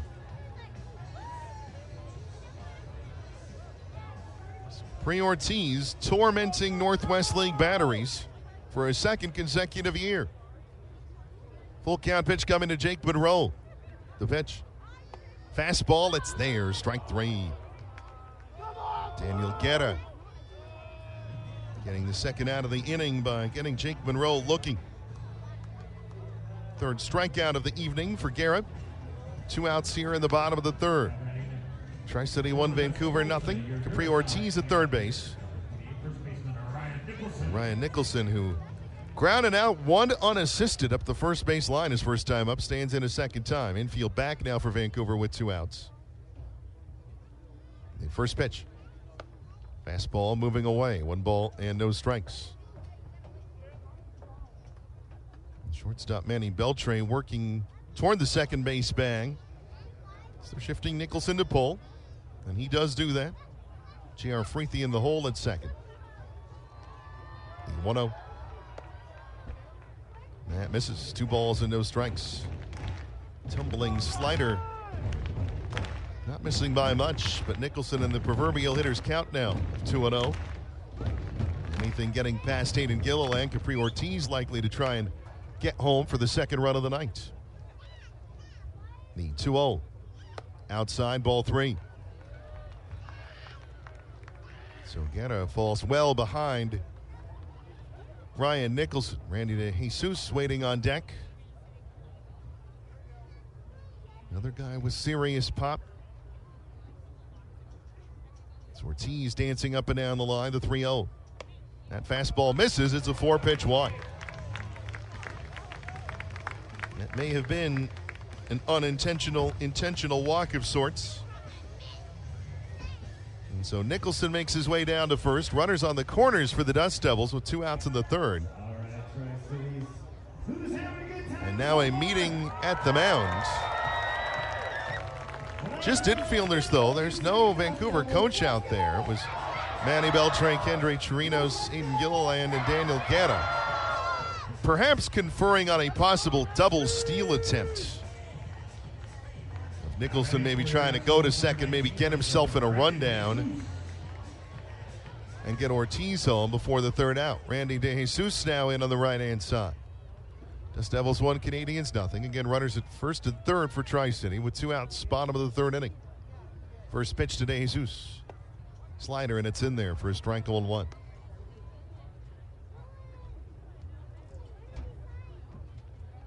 And still a good amount of blue in the sky. We do have post-game fireworks presented by Yolks Fresh Market this evening. You'll likely hear them in the background of our post-game show. The 0-1. Low and outside. Fastball missing. A ball and a strike. And Randy De Jesus setting the all-time single-season record for home runs by a Tri-City Dust Devil last year. 18 home runs on the year for the man wearing 19 on the back of his jersey. The 1-1. It's low. 2 balls and a strike. Knocked down by Gilliland. He keeps it in front of him.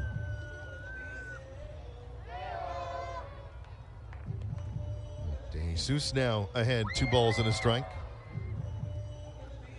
Once more, Alex Martinez, the right-hander, throwing in the Tri-City bullpen. He's just been staying loose down there. Looks as though Tyler Bremner's night might be over after 3 innings, but what a debut it is. If that is all, the 2-1. Swing and a miss. Big cut on a heater. De Jesus unable to get there. The count even now at 2 balls and 2 strikes. Ortiz at third, Nicholson at first. Manager Dan Bilardello going over to Ortiz to bring instruction and send a sign over to Brian Rupp, his first base coach, and Ryan Nicholson there. Nicholson goes, the pitch, swing and a miss, strike 3. Looked like the Dust Devils maybe had that double steal on or delayed double steal. De Jesus comes up empty though. And the inning over, Daniel Guerra getting himself out of some trouble here in the third. And now up to 4 strikeouts on the night. No runs for the Dust Devils. 1 hit. No errors. 2 are left. The Dust Devils have left 4 on so far in the game, but they've scored 1. And that's the only run of the night as we go to the 4th to score. Tri-City 1, Vancouver nothing. Once more, this is Dust Devils baseball. Most women will never experience breast cancer. But for the 1 in 8 who does, early detection can mean the difference between life and death. Catching cancer early means more options while the disease is easier to treat and cure. If you're a woman over 40, you can schedule your annual exam yourself. It's easy. Just call Inland Imaging at 509-374-4030. Don't put it off. Call to schedule your screening mammogram today. There is a weekend in July where the baseball world revolves around a village in upstate New York. Hall of Fame induction weekend in Cooperstown is an unforgettable experience full of family-friendly activities and memorable moments. Make your plans today for July 24th through the 27th for the induction of Carlos Beltran, Andrew Jones, and Jeff Kent as the class of 2026. Visit baseballhall.org today for the entire schedule. See you in Cooperstown.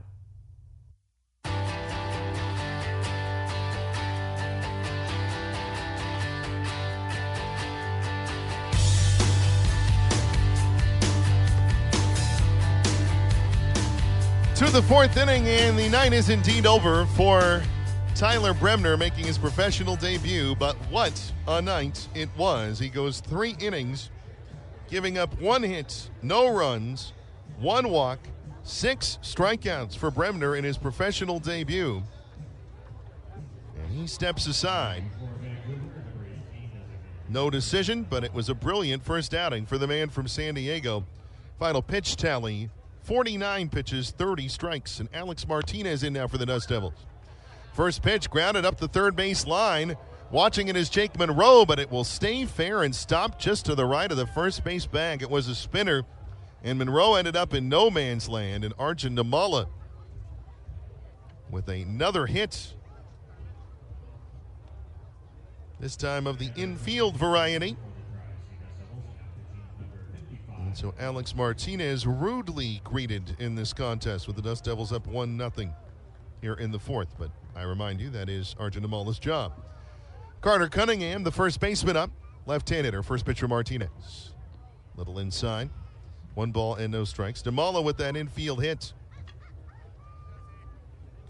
is now 1 for 2 on the evening. Second Vancouver hit of the night. They've come in consecutive innings. The 1-0.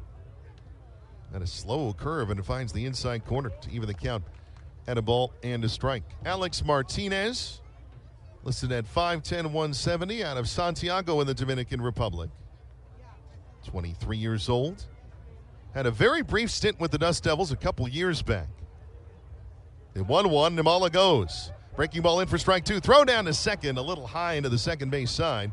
And Arjun Namala has a stolen base for Vancouver. That's their second stolen base of the night and of the season for that matter. They had none yesterday.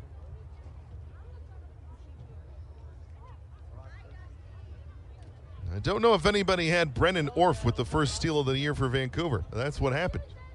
Namala at second, the 1-2. Check swing. Did he offer on the fastball? No, says Brady Parrish, the home plate umpire.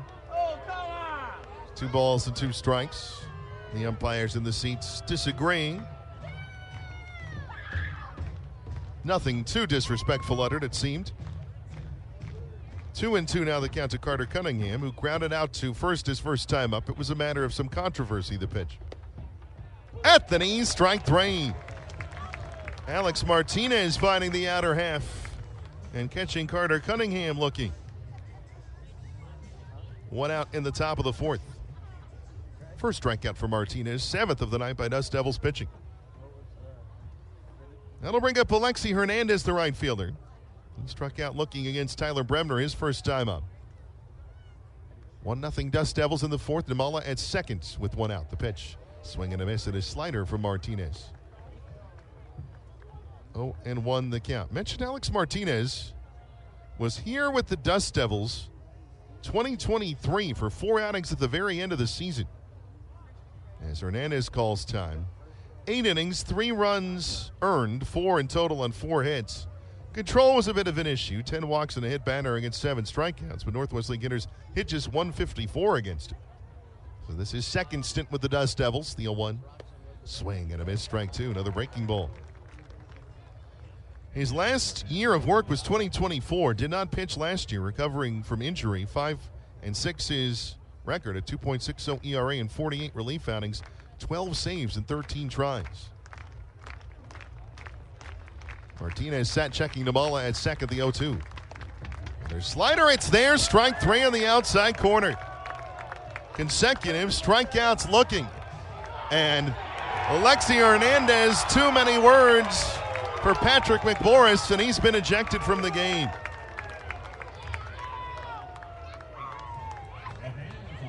There was a little bit of a discussion.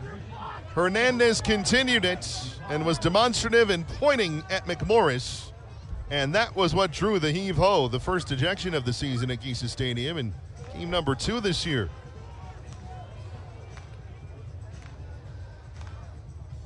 And so now Jose Mayorga, after having a word with Patrick McMorris, is going to have to go to the lineup card. And they're in a little bit of a difficult situation, are the Canadians. So we talked about Jake Casey apparently unavailable tonight for the Canadians, or at least that was the thought. He was originally in the lineup and then out of it.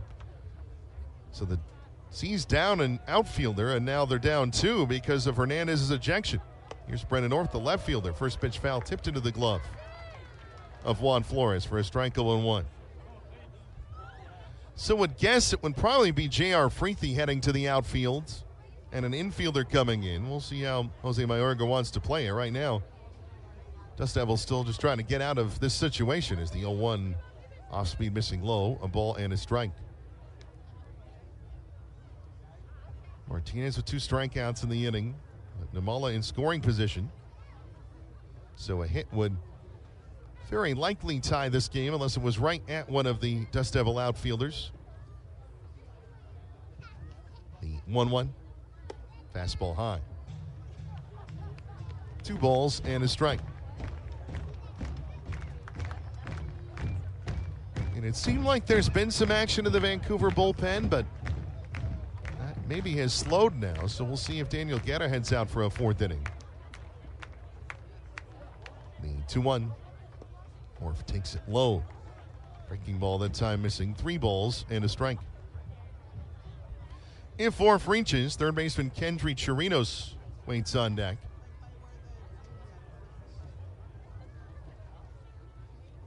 As Martinez set in the stretch his glove high toward the chin, the 3-1. It's low, ball 4. So Orf draws a walk. 2 on now for Vancouver. And Chirinos will bat.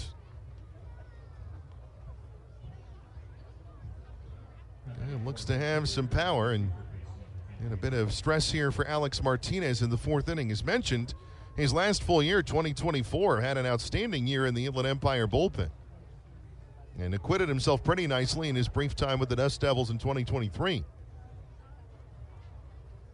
Chirinos set. First pitch, or I should say Martinez. The pitch to Chirinos is high. 1 ball and no strikes. Anthony School in center field initially darted over to, from our perspective, the left side of the second base bag. He's now shifted the opposite way back to the right side of second base. So playing Chirinos the opposite way, the 1-0. Fastball missing just high. 2 balls and no strikes. So the outfield is tilted slightly the other way. Infield playing a little differently. Jake Monroe, the third baseman, is hogging the line in a no doubles setup. 2-0 the count. The pitcher Martinez. Fastball swing and a miss. Chirinos almost swung out of his shoes. Had to step through the other side to re-catch his balance.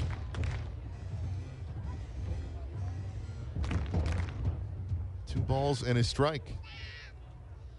1-0 Dust Devils in the fourth. Runners at first and second for Vancouver, though.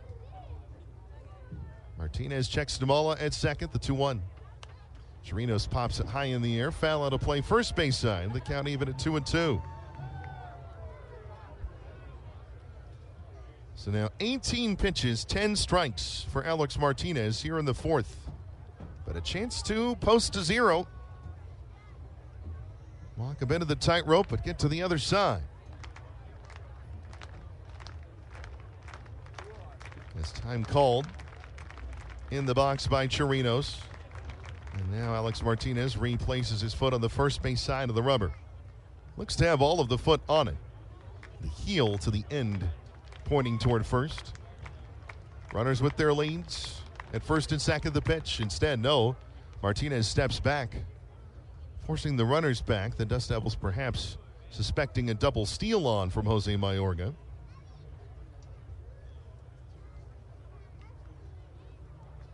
Catcher Hayden Gilliland on deck for the Canadians.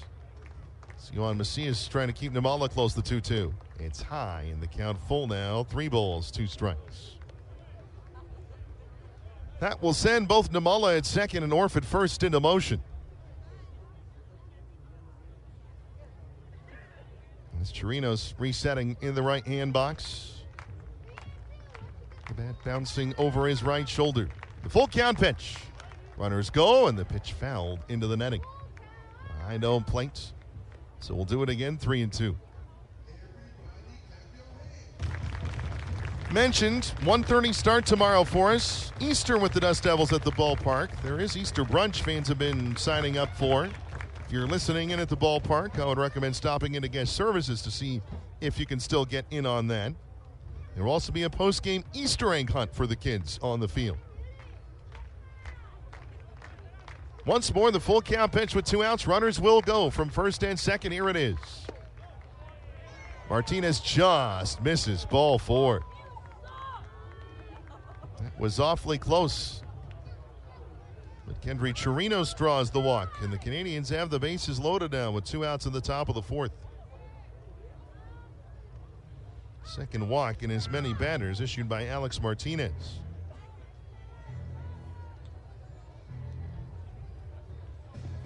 So Namala moving up to third. Orf to second, Chirinos to first. And so now a situation that will draw pitching coach Glendon Rush out of the dugout. He has a word with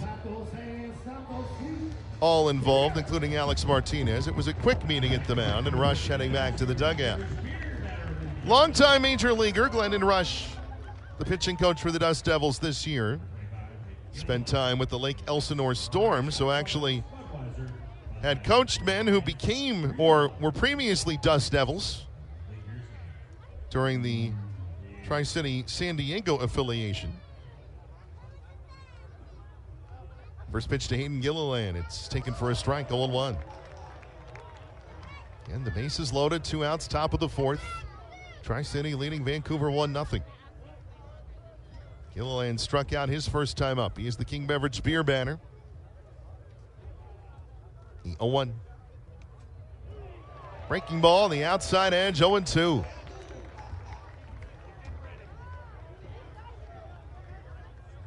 So Martinez well out in front here.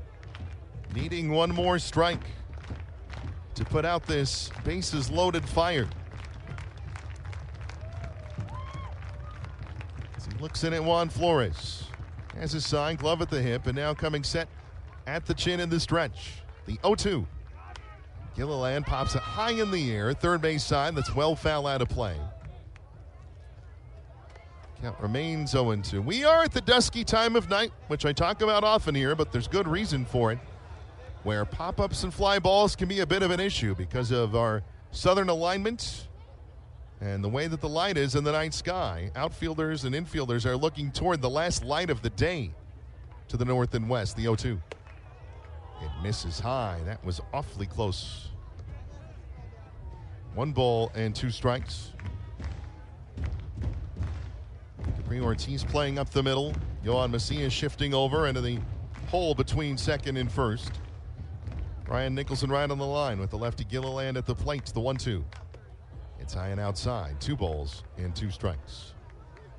Jake Monroe now playing a pretty regular third base, though about mid-depth there. Not super far from the baseline. Jorge Ruiz in left is playing a bit in. Outfield is shifted to play Gilliland the opposite way. Martinez set. Runners with their leads, the 2-2. Swing and a miss. Strike 3. Got him with a changeup. So it was a bit of a high wire act, but Alex Martinez gets to the other side. 3 strikeouts in the inning for Martinez in his return to the Dust Devils. No runs, a hit, no errors. 3 are left. And through 3.5, the score. Tri-City 1, Vancouver nothing.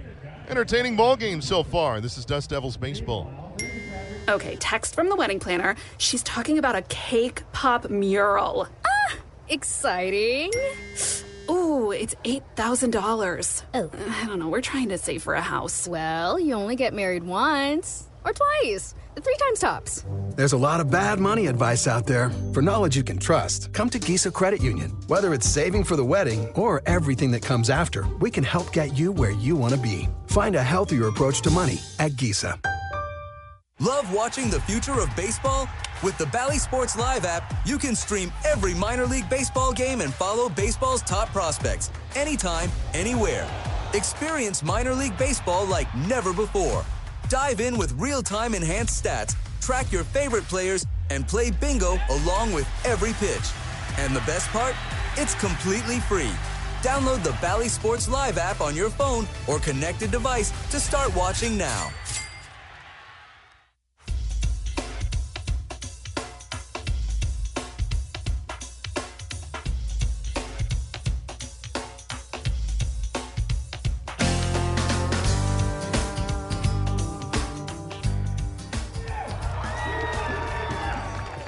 Three ejection-based fielding changes for the Vancouver Canadians as we go to the bottom of the 4th inning. The Tri-City Dust Devils leading Vancouver by a score of 1-0. Alexi Hernandez ejected for arguing balls and strikes in the top of the 4th inning. So that causes a couple of shifts. One we anticipated. J.R. Freethy, who was the second baseman tonight, going out to left field, where he started last night. Brendan Orff, who was the left fielder, shifting from left field to right field. And Maddox Lotta, last night's second baseman, stepping in. He had the night off, and then he didn't. He's now at second for Vancouver. Juan Flores, responsible for the only run of the game so far at the plate. First pitch from Daniel Guerra, misses low. 1 ball and no strikes.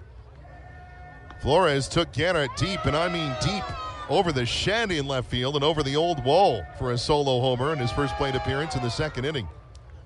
409 feet, a soaring blast, 107 miles an hour off the bat. In case you don't know what those numbers mean, they're both very good. The 1-0 comes in high, 2 balls and no strikes. So again, Freethy to left field from second. Orff, the left fielder, moving over to right field, and Maddox Lotta into the game to play second, the 2-0. Fastball big, swing and a miss by Flores. He was going for his second of the night. He comes up empty. 2 balls and a strike.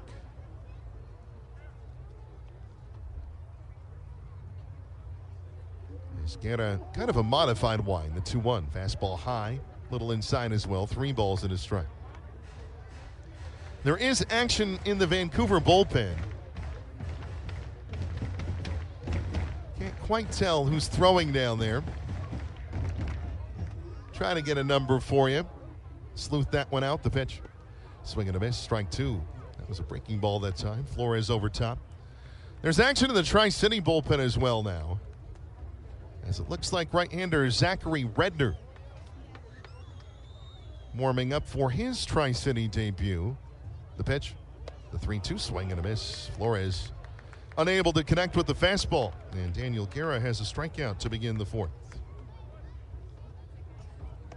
It's now 5 strikeouts on the night for Guerra, who, outside of the homer by Flores and the double by Jake Monroe in the first inning, has really given up a sharp single and kind of a softer one, and that's about it. Jorge Ruiz stands in now, lefty against the righty Guerra. First pitch.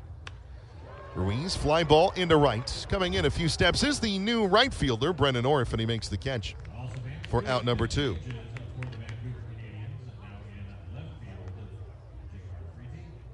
So 2 up and 2 down for Daniel Guerra, who has settled in a bit here after what was a bumpy third, though he was able to get away with not giving up a run.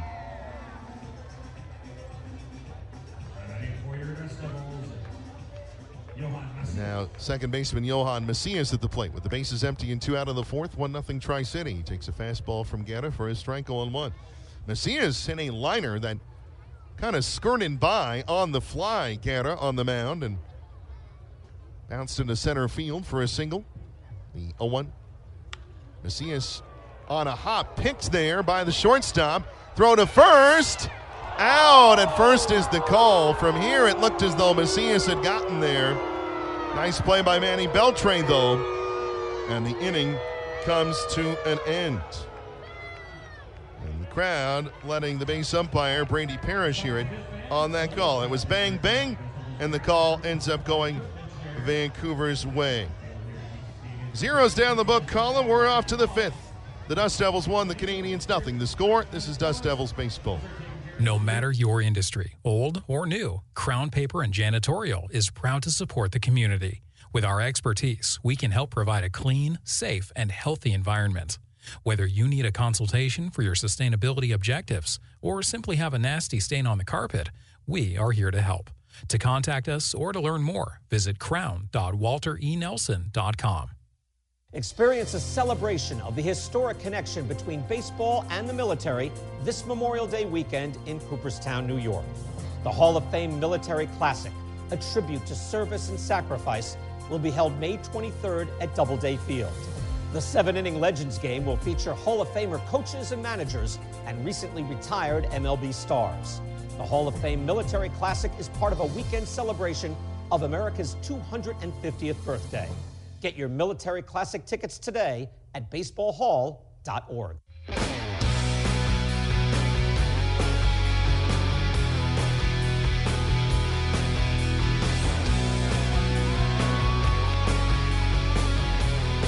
Moving to the 5th inning here in Pasco, Kennewick, and Richland, known as the Tri-Cities, with the Tri-City Dust Devils leading the Vancouver Canadians by a score of 1-0. Alex Martinez goes an inning. It was a little bit of a stressful inning, but ultimately a scoreless one, which as a reliever is the job. As Martinez, an inning, no runs given up. He walked 2, struck out 3. And in the end, strand of the bases loaded. And now it is Zachary Redner taking over. First pitch from the righty. Fastball in for a strike. 0-1. We did mention Redner last night and his connection to perhaps the most prominent Vancouver Canadian, as Manny Beltre at the plate. The 0-1 popped in the air. First base side, foul out of play, 0-2. But Zachary Redner, the man on the mound for the Dust Devils, and Arjun Namola, tonight's designated hitter for Vancouver, high school teammates at Strawberry Crest High School outside of Tampa, Florida, the 0-2. Connor just missing. 1 ball and 2 strikes. By the way, for Alex Martinez, 27 pitches, 15 strikes. Ultimately, job done. And now it is Redner, the 1-2. And a slider fouled straight back. Count stays a ball and 2 strikes. Redner wearing the number 22.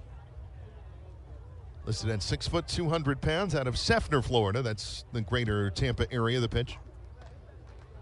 Just missing either inside or high, and again, neither by much. Make it 2 balls and 2 strikes. Redner, 21 years old. As he set at the belt, the 1-2. This is low and outside. 2 balls and 2 strikes.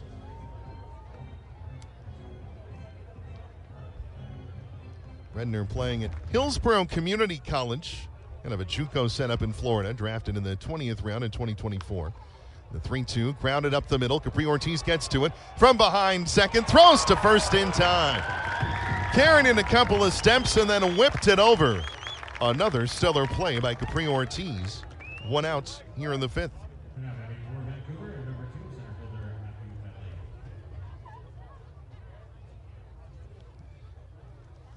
We'll bring up center fielder Matthew Valet. 6'3" on the putout, and again, a nice one. Put a little star on that. As Redner fires.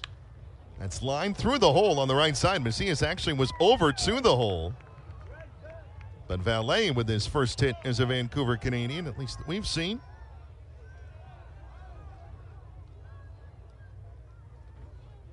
And so the 9-man comes up with a 1-out single here in the 5th inning.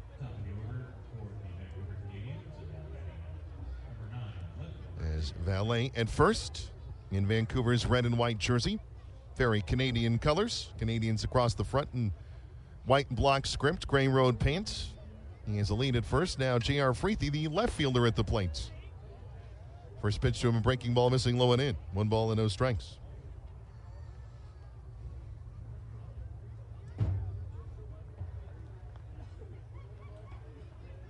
And so we are about to see it. The 1-0 hit in the air down the third base line.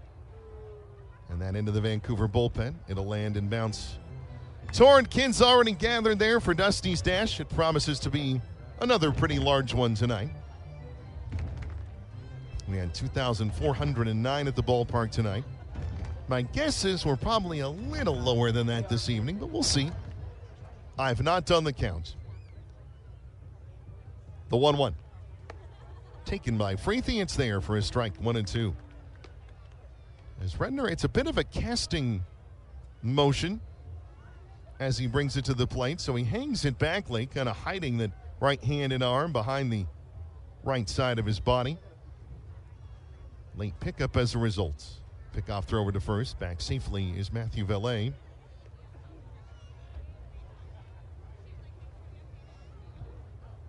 Designated hitter Arjun Namala is on deck for Vancouver.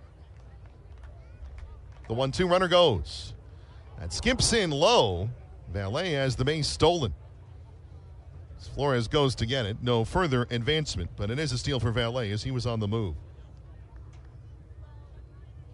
He grabs his first bag of the year and is in scoring position now with 1 out in the 5th in a 1-0 game. Tri-City with the only run of the night on Juan Flores' solo homer in the 2nd inning. Juan going out to have a word with Zachary Redner with a runner at second, likely switching up the signs or whatever else needs to be conveyed. There have been times where the league experimented with pitch comm, but I don't believe it's actually being used this year, or if it is, don't think it's being used by everybody. The 2-2. Swing and a miss, strike 3. Redner with a fastball gets the strikeout. He is first as a Dust Devil. 2 outs here in the 5th. And now the high school teammates from Strawberry Crest High School outside of Tampa, Florida, face off as professionals for the very first time. Zachary Redner taking on Arjun Namala. This has to be, I'm sure, a surreal moment in a way for the both of them. And Redner is charged with a balk. Apparently coming set and then moving before making his way to the plate. And so the balk will send Redner to, or should say Valet to third. The balk by Redner doing that. And now the potential tying run with good speed 90 feet away. First pitch from Redner. Slider, swing and a miss, strike 1. We talked about this last night, though, in the midst of this discussion, that yes, it's a large country, a lot of people, yet baseball in some ways can be a very small world. The 0-1.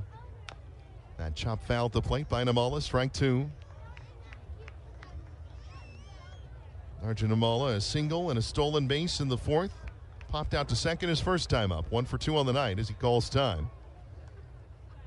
And Zachary Redner up, no balls and 2 strikes, trying to protect a 1-0 Tri-City lead. He looks in at Juan Flores, comes set, glove at the belt. The 0-2. Swing and a miss, strike 3. Got him with a sinking fastball. And Redner gets the best of Namala to bring the top of the fifth to a close. 2 strikeouts for Redner in his Dust Devils debut. No runs, a hit, no errors. 1 man left 90 feet away. We are halfway through this one. The score still Tri-City 1, Vancouver 0, and this still Dust Devils baseball. The Hampton Inn Suites Pasco Tri-Cities Hotel provides a home away from home retreat while you stay in Washington. Wake up to a free hot breakfast after a restful sleep on a clean and fresh Hampton bed. Plan your next adventure using the free Wi-Fi in your room or throughout the hotel, and unwind in their indoor saltwater pool and hot tub. They're close to the track center for meetings, concert, and sporting events. Visit Giza Stadium to watch the Tri-City Dust Devils. For reservations, call 509-792-1660 or stop by 6826 Burden Boulevard in Pasco. After my wife died, I felt like I lost everything, including my love of fishing. But one day, my granddaughter called, and I realized I still had a lot to look forward to. I got referred to a psychiatrist who explained depression can happen to anyone. Getting help doesn't make me weak. It makes me stronger. I just wish it made me better at fishing. Mental health care is working for Diego. See what it can do for you at mentalhealthcareworks.org. A message from the American Psychiatric Association Foundation.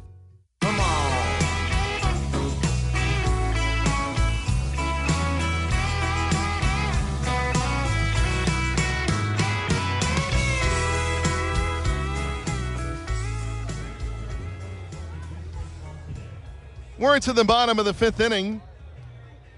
The Tri-City Dust Devils leading the Vancouver Canadians by a score of 1-0, and designated hitter Caleb Bartolero leading things off for the Dust Devils here in the fifth inning. The 9-1-2 for Tri-City here, bottom 5. And Daniel Guerra out for a fifth inning of work. There has been action in the Vancouver bullpen, but the Canadian starter presses on here. First pitch from him. Running inside. 1 ball and no strikes. Bartolero popped out to the second baseman, J.R. Freethy at the time, to end the bottom of the second, just onto the outfield grass and right. It'll be Bartolero, Anthony School, and Capri Ortiz as the 1-0 a fastball crosses the plate to even the count at a ball and a strike. Guerra now nearing 70 pitches. He's at 68, 39 of them for strikes. And the 1-1 now to Bartolero. Breaking ball over the inner half. We'll make it 1-2 now. We've talked about Caleb Bartolero's 3-homer game at Lake Elsinore, 2nd of July 2024. Had 8 homers that year. It was a quick burst of him. I think he had 4 or 5 in about a week or a week and a half, the 1-2. Swing and a miss, strike 3. Guerra got him with what looked like a change coming into the upper part of the zone.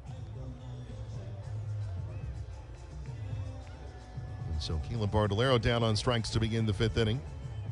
And with that, Jose Mayorga making the call. So the pitch count for Guerra was 70, and would have to think he's be pretty pleased with his outing. Outside of 1 pitch he'd like back, maybe 2. Pretty good performance from Daniel Guerra. He will step out, though, and a new right-hander will take over for the Vancouver Canadians. A pitching change with 1 out in the bottom of the fifth inning. Tri-City leading Vancouver 1-0, and we're back shortly here at DustDevilsBaseball.com, the MILB app, and Bally Sports Live. Living a healthy life is built on a foundation of good habits. Nourishing food, plenty of sleep, regular exercise, and for women, getting a breast cancer risk assessment by age 25 and annual mammograms starting at 40. At Inland Imaging, we've doubled the capacity of our Kennewick Center to make it twice as easy to take care of your health. Schedule your annual screening today.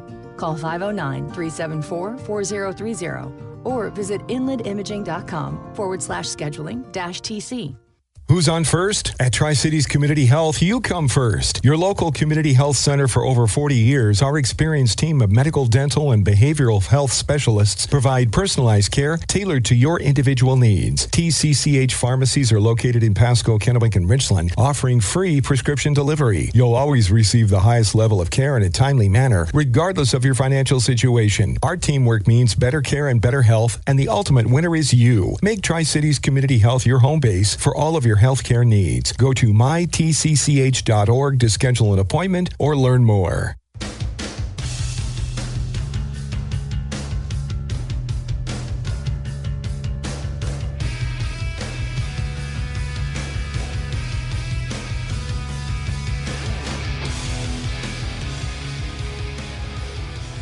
Right-hander Danny Thompson Jr. taking over for the Vancouver Canadians. One out, the bases empty, bottom of the fifth inning. Tri-City leading Vancouver 1-0. And Danny Thompson Jr. takes over again for the Canadians. So we went from Daniel to Danny. First pitch from the righty misses low. 1 ball and no strikes. Informed by the voice of the Vancouver Canadians, Tyler Zickel, that Thompson's nickname is Flat Brim. And I'll leave you to guess as to why. The 1-0. Anthony School takes one that cuts across the outside edge to even the count at a ball and a strike. Now, I am not looking closely at the brim of his cap, but apparently Mr. Thompson Jr. does not bend the brim. The 1-1. Fastball in for a strike, 1-2. He keeps it straight across, and so Flat Brim is his nickname. He's ahead of ball and 2 strikes of Anthony School, who singled his last time up, 1 for 2 on the night, the 1-2 pitch. School lines one foul, third base side toward the Vancouver bullpen. Count stays 1-2. Danny Thompson Jr. out of New Bern, North Carolina, playing collegiately at UNC Greensboro and NC Wesleyan, 8th round 2025 pick of the Toronto Blue Jays. As he ready from the line, the 1-2 again. School swings and misses, strike 3. Slider that headed toward his back foot. So, Danny Thompson Jr. starting his time with Vancouver with a strikeout. 2 gone for the Dust Devils here in the 5th.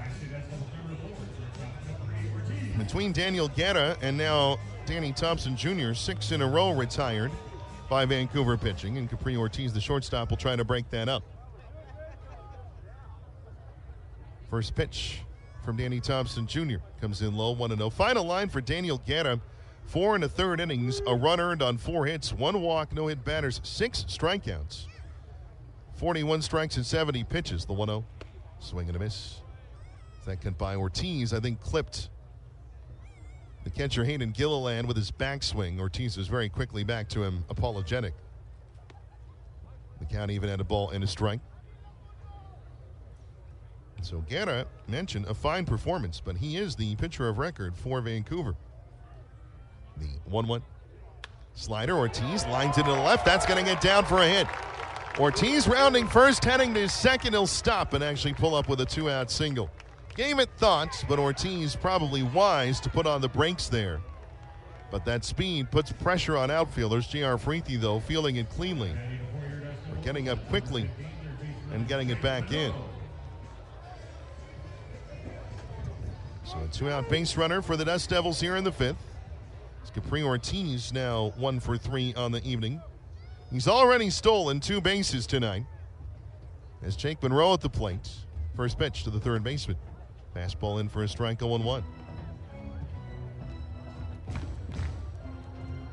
So Capri obviously a threat to go here. Monroe a double in the first, struck out looking in the third in a full count. 1 for 2 on the night. The 0-1. Slider low and outside. Count even in a ball and a strike. Mention Easton Rhodes, our game planning strategist, and Sam Carpenter, video assistant. Pleasure to hear from last year's game planning strategist, Michael Portella, earlier tonight. He back in the Angels fold, in case you were wondering, the 1-1. Fastball at the knees to bring the count to 1-2. Either in the Angels fold or hanging out in Arizona. I do believe it is the former, though. He and longtime Dust Devils coach, now Angels coordinator in Arizona, Trevor Knipe, watching the game tonight. Great to hear from you guys. The 1-2 foul back by Jake. The count stays a ball and 2 strikes. By the way, video assistant Nathan Hemingway from last year, in case you're wondering about Nate, he's now the game planning strategist at Single A Rancho Cucamonga. So, Nate with the Quakes this year. 1-2 to Monroe. Thompson Jr. set in the pitch. Swing and a miss, strike 3. Slider downs Jake Monroe. 2 strikeouts for Danny Thompson Jr. 3 in the inning by Vancouver pitching. Despite the Ortiz single, that all for Tri-City. No runs, a hit, no errors. A man left here in the 5th. And now Dusty's dash on the go. Dusty leading the way, but getting overtaken. Enjoy the sprint. Again, kids of all ages, sponsored by our friends at Pizza Hut. We're off to the 6th. 1-0 Dust Devils the score. You're tuned in to Tri-City Dust Devils baseball. Celebrate the history of our national pastime at the National Baseball Hall of Fame and Museum in Cooperstown. See priceless treasures that'll bring your baseball memories to life. Connect with events that have shaped and changed the game and our country. Our stories to tell, your memories to share. Plan your visit today at baseballhall.org. Can you believe it? Tri-Cities, can you believe it has been 25 years of Dust Devils baseball? This is Eric the Peanut Guy, and I personally cannot wait to celebrate with you all season long. It starts opening weekend. Opening day is Friday, April 3rd, featuring post-game fireworks from CO Energy and a magnet schedule giveaway from Tri-Cities Community Health. Saturday, April 4th, will feature more post-game fireworks thanks to Yolks Fresh Market. Come be a part of our best season yet. Tickets at DustDevilsBaseball.com. Dust Devils Baseball, a Tri-Cities tradition for 25 years.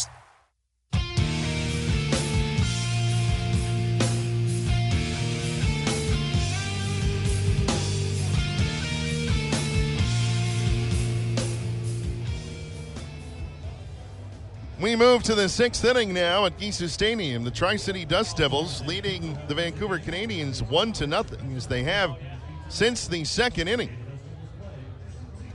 And Zachary Render begins a 2nd inning of relief work by taking on the first baseman Carter Cunningham.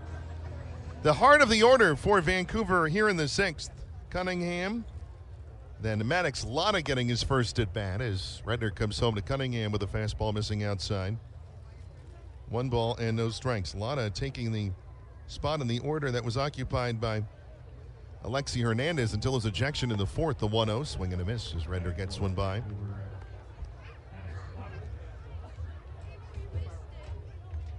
So it'll be Carter Cunningham, then Maddox Lotta, then Brennan Orff here in the 6th. The 1-1 slider inside, 2 balls and a strike.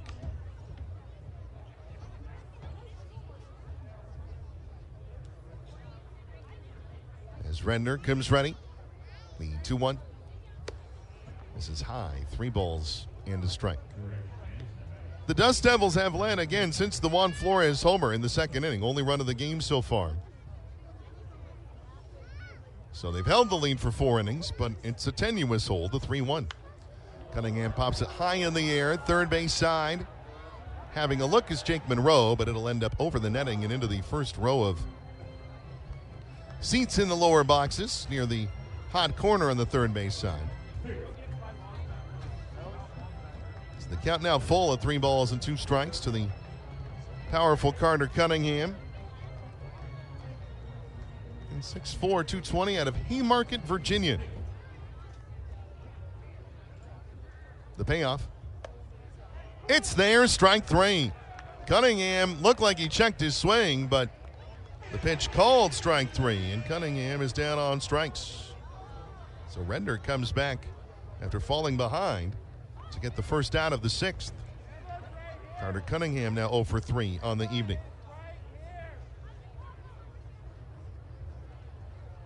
And that will bring up Maddox Lotta, the second baseman. He was 0 for 3 with a walk and a run scored last night in his Vancouver debut. First pitch from Render to him, in for a strike, 0-1. 1 run, 5 hits, no errors for Tri-City so far. No runs, 3 hits, no errors for Vancouver. The 0-1. Lada swings and fouls it off his foot. It rolls up the third base line in fair territory, but it was foul at the moment it struck his foot. As Lada will walk that one off, trailing no balls and 2 strikes.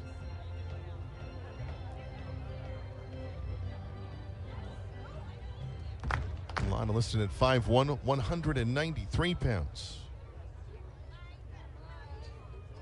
Undrafted free agent signed by the Blue Jays last summer. The 0-2.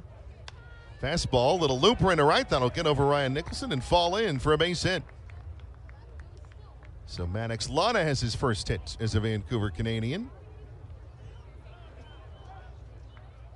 And I believe that one being thrown out of play to the dugouts. Mr. Lada would like that as a souvenir. Understandably so. So Lada at first. With 1 out in the 6th. The Canadians have had a runner on in every inning but the first in this game.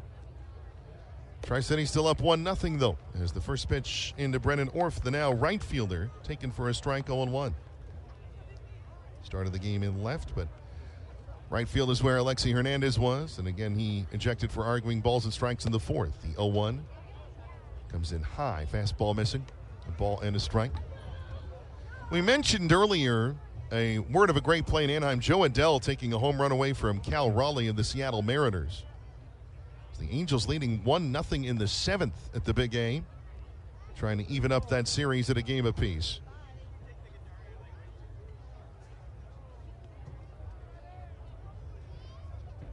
I believe Zach Neto a homer, the lone run in that contest. The 1-1, a slider low and inside. 2 balls and a strike.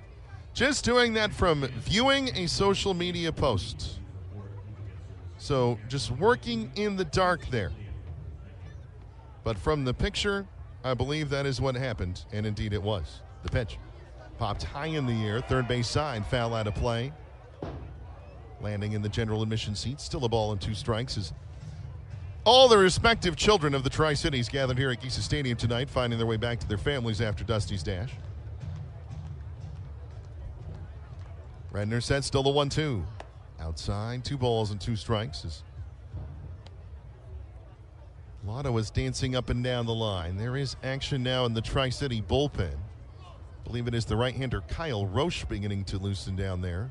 Or Roach, beg your pardon. That was another pronouncer we got updated this year. The pitch just inside. 2 balls and 2 strikes.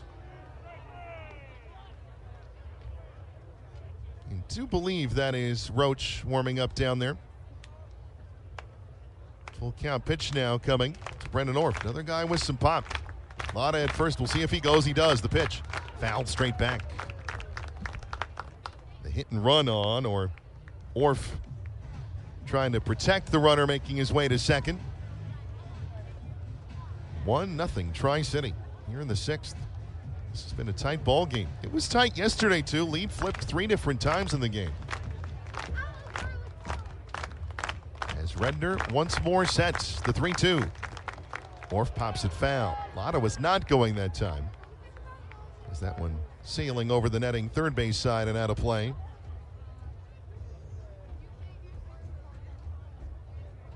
As the rest of the league done for the night. Eugene a 10-4 winner over Hillsborough. They're to 2-0 to start the young year.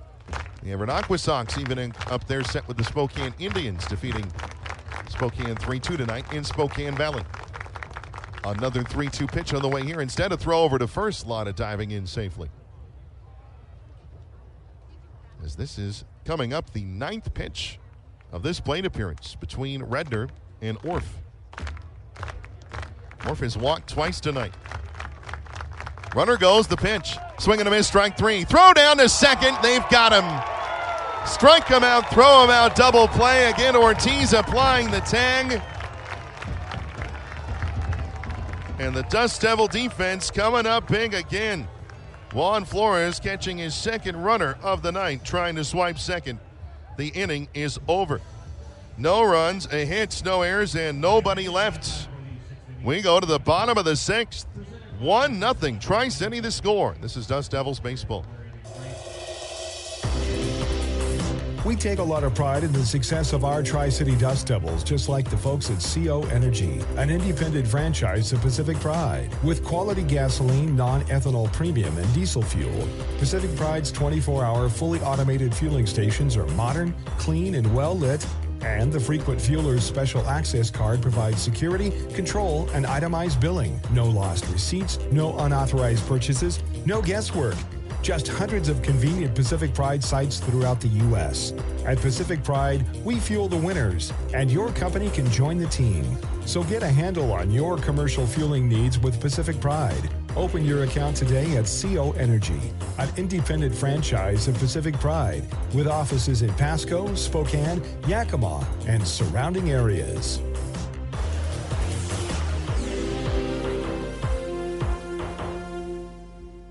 Call Abadan today for your business technology needs. From copiers to high-capacity print production, Abadan has you covered. Find out why they've served the Mid-Columbia since 1953. Call 509-946-2033. Abadan. Feel connected.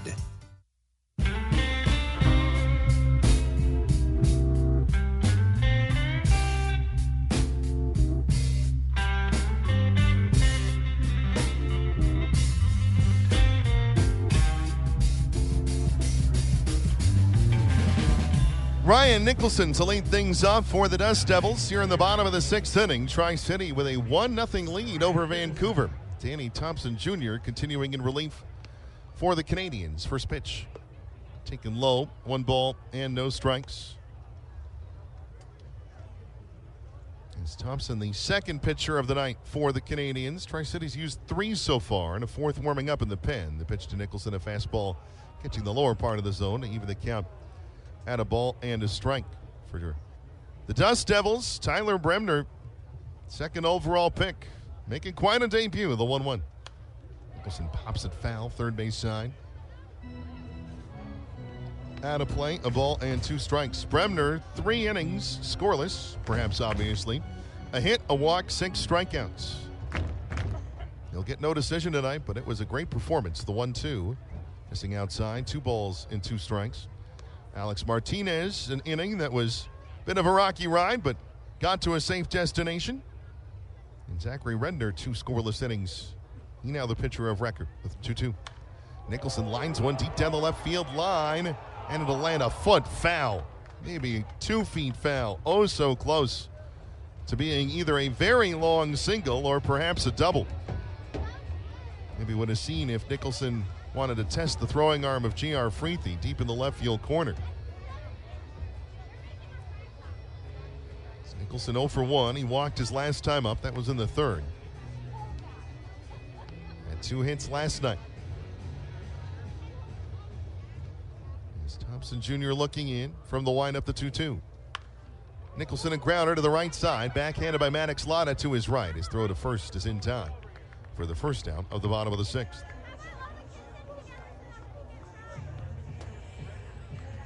So Ryan Nicholson now 0 for 2 on the night with that walk. And Randy DeJesus, the right fielder, will step up. DeJesus 0 for 2. He is grounded out to third and struck out. 1-0 Dust Devils. The base is empty. 1 out, bottom of the 6th. The pitch. Slider weaving its way in. No balls and a strike.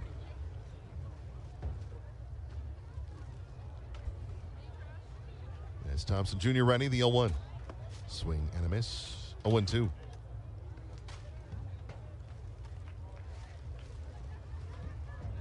Randy behind here, looking to find a swing in 2026. The pitch. That hit high in the air, but off the end of the bat. Into shallow left center, going back, struggling with it a bit. His Manny Beltran can't get it. In and out of the glove in shallow left center. DeJesus is aboard.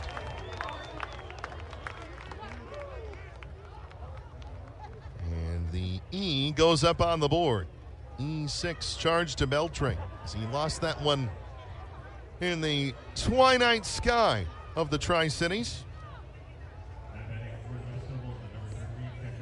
Not really much of a breeze to speak of, so maybe just got twisted around and turned, unable to get it. So DeJesus at first with 1 out. Here's Juan Flores.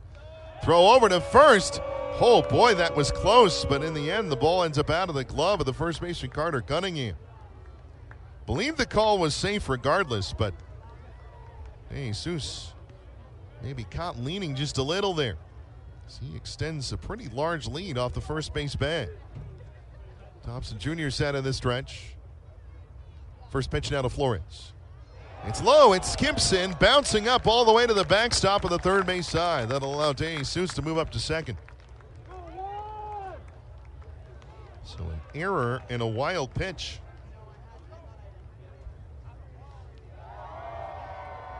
Has moved Randy Jesus to second with one out and into scoring position. And the Dust Devils take advantage of the Vancouver mistake. The 1-0. Fastball missing high. 2 balls and no strikes. Dust Devils trying to win this series and set up a chance at a sweep tomorrow against a team that has tormented them the last several years in the Northwest League. The 2-0. Flores takes it low and outside. 3 balls and no strikes.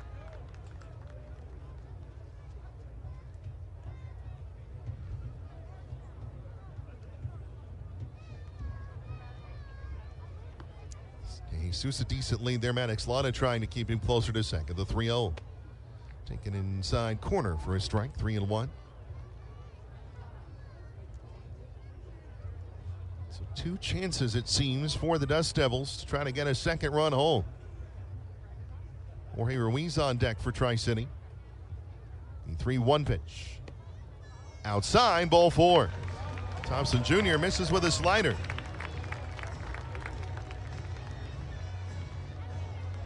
So Juan Flores aboard for the second time tonight, but for the first time with some time actually on the bases. He got to stroll around them his first time with a solo homer. That's, again, the difference in the ball game back in the second. Now, pitching coach Eric Yardley of the Vancouver Canadians out to the mound. We mentioned it last night. We'll mention it again. He's a Richland native.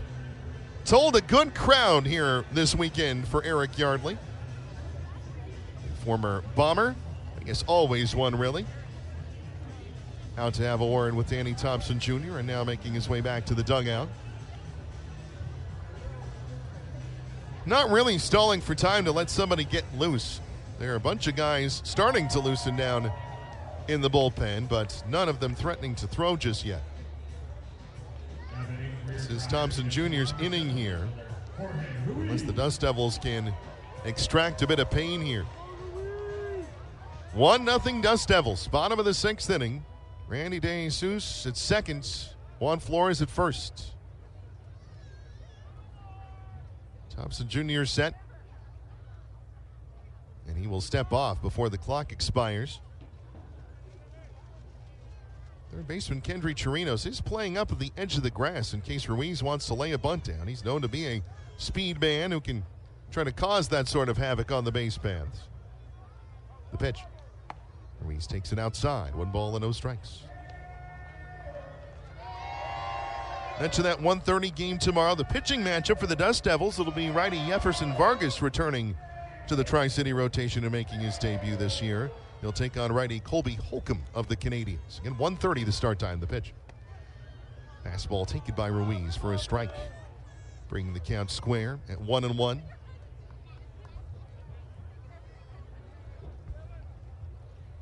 Ended up in a multiple pitchers duel tonight here in Pasco through 5 1/3. The 1-1. Ruiz topped ground to right side.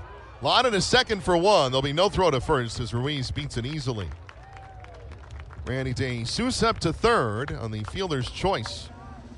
Runners on the corners now for the Dust Devils, but 2 outs here in the 6th.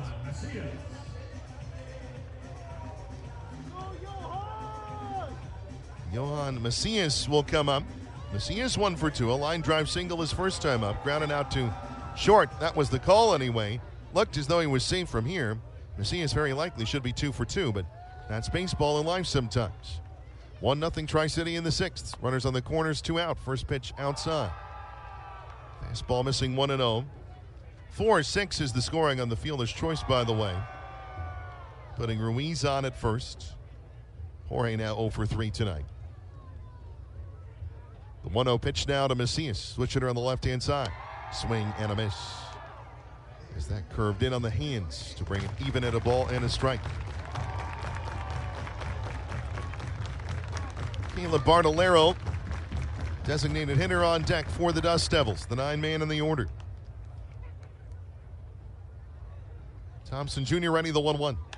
Macias, fly ball down the left field line, slicing toward the Vancouver bullpen. It will land between the mound and the plates down there, foul, and bounce into what's left of the grassy berm over on the left field side.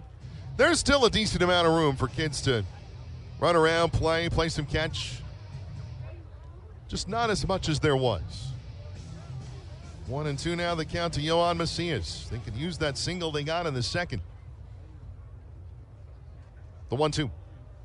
Macias, hard grounder on 2 ops to short. Manny Beltran grabs it, races to second, and he'll get in before the slide of Jorge Ruiz. And that ends the inning. So the Dust Devils are turned away here in the bottom of the 6th as the 6 unassisted force out ends the inning. No runs for Tri-City, no hits, an error, and 2 men are left. To the 7th with the score. Tri-City 1, Vancouver nothing, as it's been since the 2nd. High drama here in Pasco for Dust Devils baseball tonight. Living a healthy life is built on a foundation of good habits. Nourishing food, plenty of sleep, regular exercise, and for women, getting a breast cancer risk assessment by age 25 and annual mammograms starting at 40. At Inland Imaging, we've doubled the capacity of our Kennewick Center to make it twice as easy to take care of your health. Schedule your annual screening today. Call 509-374-4030 or visit inlandimaging.com/scheduling-TC. The Hampton Inn Suites Pasco Tri-Cities Hotel provides a home away from home retreat while you stay in Washington. Wake up to a free hot breakfast after a restful sleep on a clean and fresh Hampton bed. Plan your next adventure using the free Wi-Fi in your room or throughout the hotel, and unwind in their indoor saltwater pool and hot tub. They're close to the track center for meetings, concert, and sporting events. Visit Giesa Stadium to watch the Tri-City Dust Devils. For reservations, call 509-792-1660 or stop by 6826 Burden Boulevard in Pasco.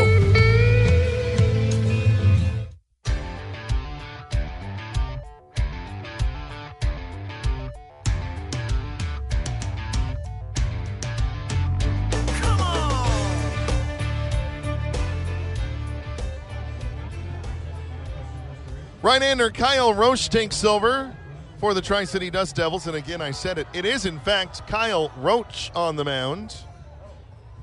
Like Papa, the band. Like the insect, if you prefer. And he takes over here to begin the 7th inning. Tri-City leading 1-0.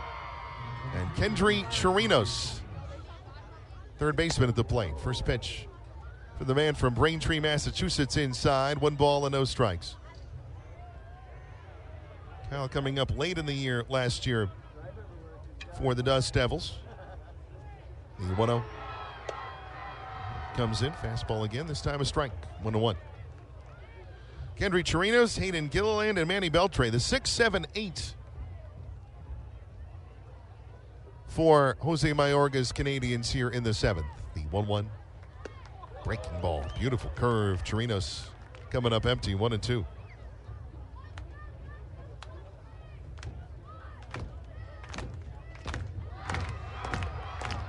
Infield playing Chirinos to pull. The 1-2. Another curve. It's there. Strike 3. Chirinos now 0 for 2. The 2 outs. Both strikeouts looking. That time the off-speed stuff. Getting Kendry Chirinos for the first out of the 7th. That'll bring Hayden Gilliland, the catcher, up to the plate. It is the 7th inning. This means one more beer batter opportunity. He has struck out twice. First pitch from Roche. Breaking ball missing low, 1-0. And again, it is Roche. I'm going to be fighting that all year as long as Kyle's here. But we did this year get everybody, when we got their headshots, kind of a car wash of sorts, and they had to come to me and say their name into the microphone. We want to get people's names right. The 1-0. Fastball outside, 2 balls and no strikes.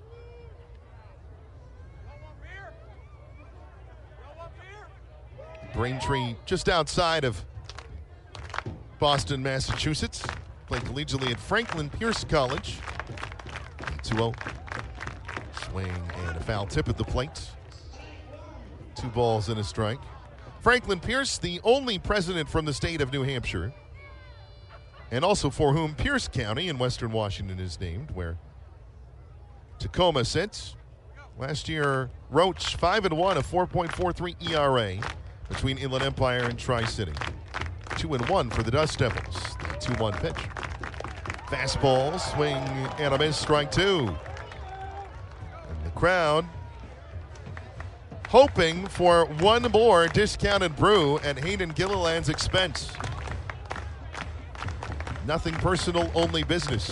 The 2-2. Lays off a pitch coming in low, and the count full 3-2. The crowd booing simply because it wasn't strike 3, but it was clearly low. And now a full count pitch to the Canadiens catcher in a 1-0 game in the 7th. Here it is. Grounded up the middle to short. Capri Ortiz has it. He sets and throws in time.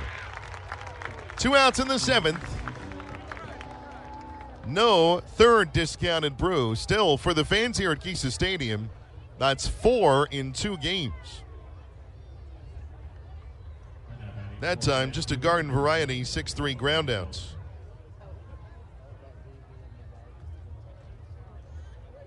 And up to the plate now is the shortstop Manny Beltre. Tri-City 1, Vancouver nothing. The base is empty. 2 gone in the 7th. First pitch from Roach. Misses, 1 ball and no strikes.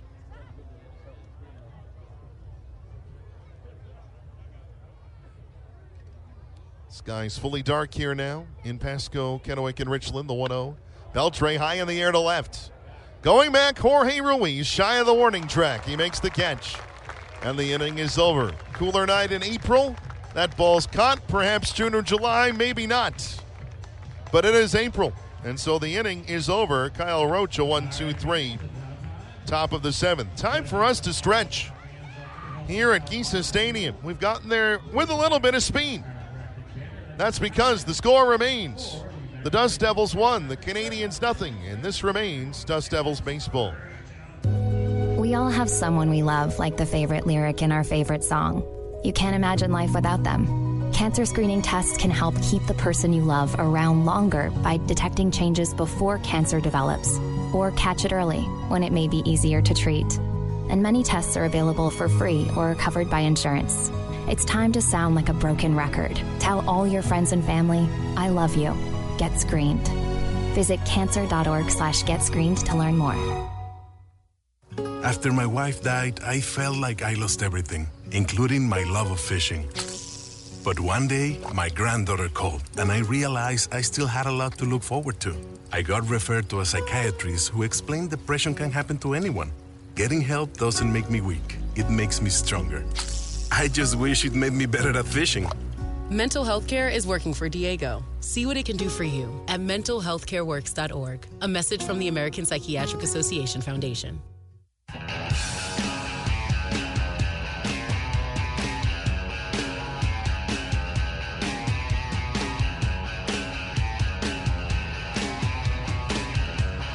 The fans have limbered up. Many of them still standing as we head to the bottom of the 7th inning at Kisa Stadium. Tri-City 1, Vancouver nothing, as it's been since the bottom of the 2nd when Juan Flores went deep and out over not only the new left field wall, but the old left field wall. That is the only run so far in the contest. Danny Thompson Jr. continuing on. First pitch to Caleb Bartolero. Fastball missing inside. 1 ball and no strikes. So Thompson Jr. now working into his 3rd inning of relief. The 1-0 fouled into the top of the netting and back down. Anthony School, I think, tried to catch it with his foot, or maybe dribble it soccer style. Came close, can't even at 1-1. Caleb so far 0 for 2. The pitch. Fastball outside. 2 balls and a strike. Bartolero's popped out to second, and he is struck out swinging. RBI bases loaded walk last night. Still looking for his first hit as a Dust Devil. 2-1. Swing and a miss to even the count at 2-2.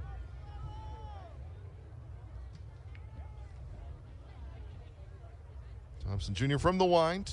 The pitch. Breaking ball foul away. Bartolero a late swing, but getting a piece to stay alive. Up into the very top row of the reserve seating section on the first base side. So a souvenir there. Infield and outfield pretty straight away against the DH. The pitch. Fastball outside and the count full now. 3-2. Bartolero, Anthony School waiting on deck. Capri Ortiz in the hole. 9-1-2 for Dan Billardello's Dust Devils. Here in the bottom of the 7th. The payoff. Swing and a miss, strike 3. Thompson Jr. rocking a fastball by. Bartolero down on strikes for the first out of the 7th.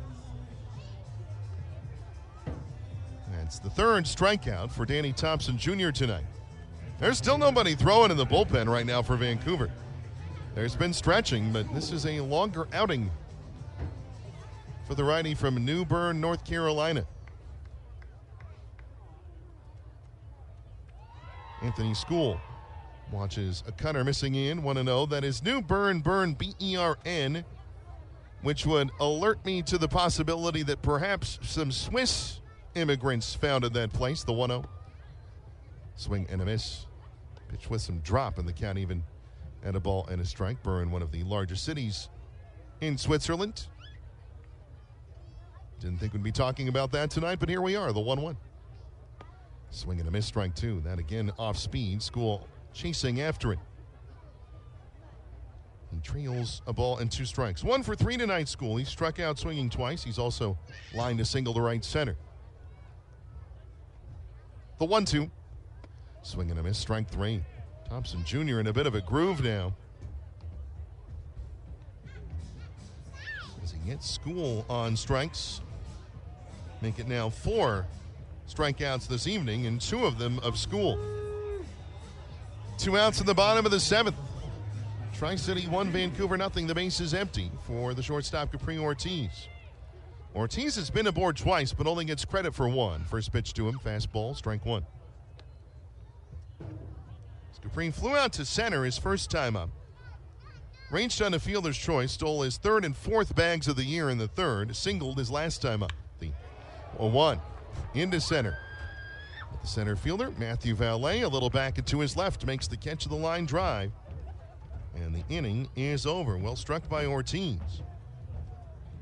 The inning done. 1-2-3 go the Dust Devils here in the 7th. And so we head in the 8th. 1-0 Tri-City. The score is held. The Dust Devils need 6 more outs. Kyle Roach back to work when we come back here at DustDevilsBaseball.com, Valley Sports Live, and the MILBN. The Hampton Inn Suites Pasco Tri-Cities Hotel provides a home away from home retreat while you stay in Washington. Wake up to a free hot breakfast after a restful sleep on a clean and fresh Hampton bed. Plan your next adventure using the free Wi-Fi in your room or throughout the hotel, and unwind in their indoor saltwater pool and hot tub. They're close to the track center for meetings, concert, and sporting events. Visit Giza Stadium to watch the Tri-City Dust Devils. For reservations, call 509-792-1660 or stop by 6826 Burden Boulevard in Pasco. Can you believe it? Tri-Cities, can you believe it has been 25 years of Dust Devils baseball? This is Eric the Peanut Guy, and I personally cannot wait to celebrate with you all season long. It starts opening weekend. Opening day is Friday, April 3rd, featuring post-game fireworks from CO Energy and a magnet schedule giveaway from Tri-Cities Community Health. Saturday, April 4th, will feature more post-game fireworks thanks to Yolks Fresh Market. Come be a part of our best season yet. Tickets at DustDevilsBaseball.com. Dust Devils Baseball, and Tri-Cities tradition for 25 years.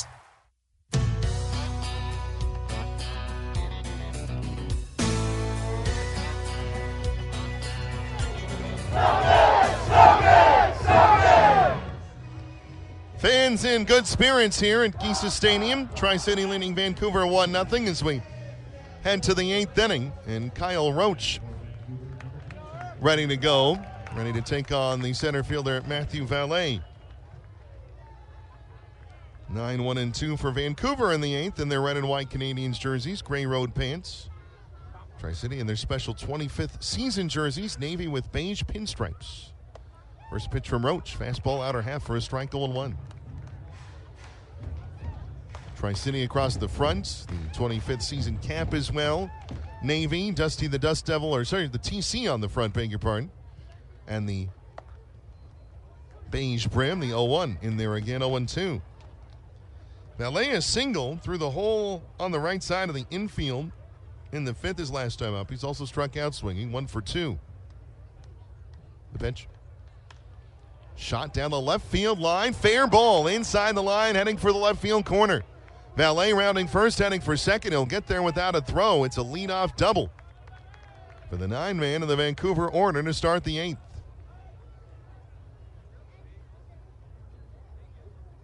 That was carved down the left field line, landing inches inside.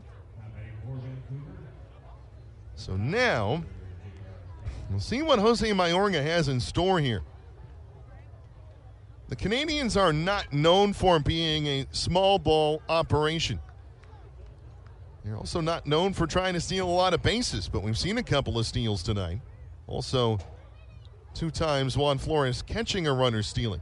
Corner infielders in. Will Freethy lay down a bunt or try? First pitch. Answer no, he didn't square. Pitch comes in high, 1-0. Zachary Redner is believed to be the pitcher of record right now for the Dust Devils.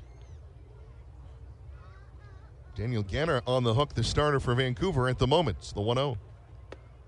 That's inside. 2 balls and no strikes. So Jake Monroe and Ryan Nicholson at the edge of the grass, or in Nicholson's case, the baseline. Capri Ortiz standing within a few feet of second, trying to hold Matthew Valet as close as he can. Macias at second in as well. The pitch. Fastball outside. Not by much, but it misses. 3 balls and no strikes. We do have a palindrome of a scoreboard at the moment. 1 run, 5 hits, no errors for Tri-City. No runs, 5 hits, 1 error for Vancouver. Laying out one side or the other in the repeats. The 3-0. That's outside, a 4-pitch walk. So a double and a walk. 2 on, nobody out. And Arjun Namala, a man who has already done significant damage this season, coming to the plate. Manager Dan Bilardello coming out to the mound. There's nobody warming in the bullpen, though, so this is an informational and encouragement meeting. Not only for Kyle Roach, but also the entire infield. Bilardello wanting everybody to be on the same page in this 1-0 ball game in the 8th. But Vancouver with a big threat now. First and second, nobody out, and their power bats coming to the plate. Again, Namala in the season opener last night. A solo homer in the first, a bases clearing double in the middle of the game. The 5th inning it was. He drove in 4. He scored 3 times.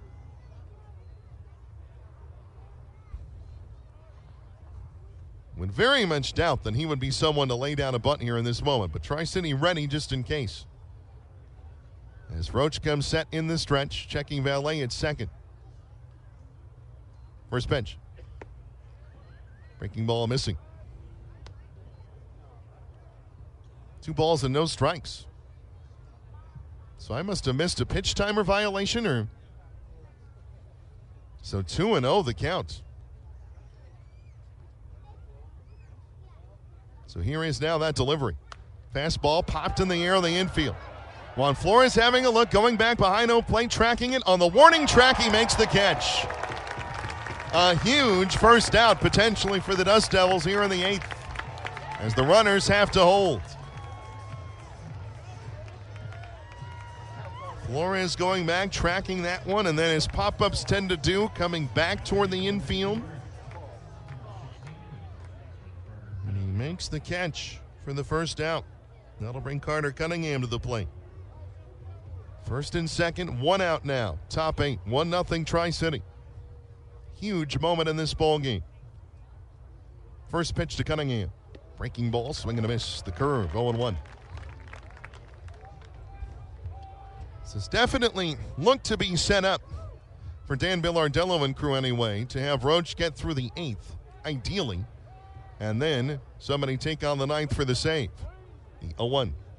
Another curve, another swing and a miss, strike 2. Carter Cunningham 0 for 3 tonight. Struck out twice looking. He's also grounded out down the first base line, and that was in the first inning. He thought he fouled it off.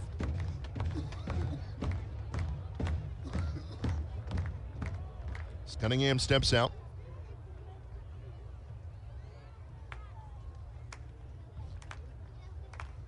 Now the big lefty back in, but Roach well ahead. The 0-2. Outside. Trying to get him to chase something moving away, and Cunningham declined. 1-2 now the count. The second baseman, Maddox Lotta, waiting on deck. Again, that was Alexi Hernandez's spot, but Hernandez ejected in the 4th inning for arguing balls and strikes. The 1-2. Curve outside, a little high that time. 2 balls and 2 strikes. No action in the Vancouver pen, and none in the Dust Devils either. This is Kyle Roach's game here in the 8th.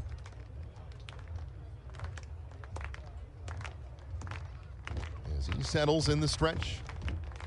The 2-2. Lined, caught by Macias. To his left for the second out. Yohan was hoping to try to turn a double play to end the inning, but the runners hurry back to their bags. And again, 2 out in the inning. That one hit somewhat sharply, but right to Macias, really just a little to his left. He makes the catch. And it will be up to Maddox Lotta now, who singled his first time up, sending one into right. The pitch. Breaking ball, that's there, 0-1. Dust Devils 1, Canadians nothing. Matthew Valet at second. J.R. Freethy in first. Good speed, both bases. So something in a gap down the line could give Vancouver the lead. The 0-1. Fastball, it misses just high.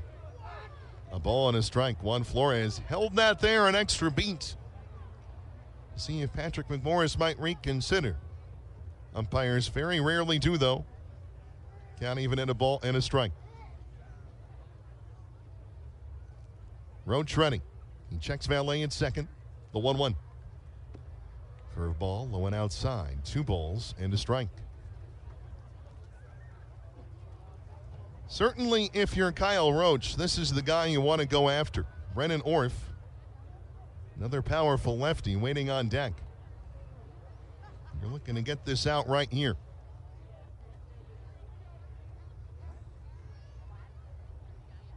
Kyle ready in the 2-1. Fastball, it misses. Did he offer? No. 3 balls and a strike. Capri Ortiz with his arms extended, wondering how it wasn't just a called strike if he didn't go. In the zone at the plate has been a matter of some controversy tonight. In baseball, it kind of always is. 3-1 to Lotta the pitch. It's inside, ball 4. And the bases are loaded for Vancouver here in the top of the 8th.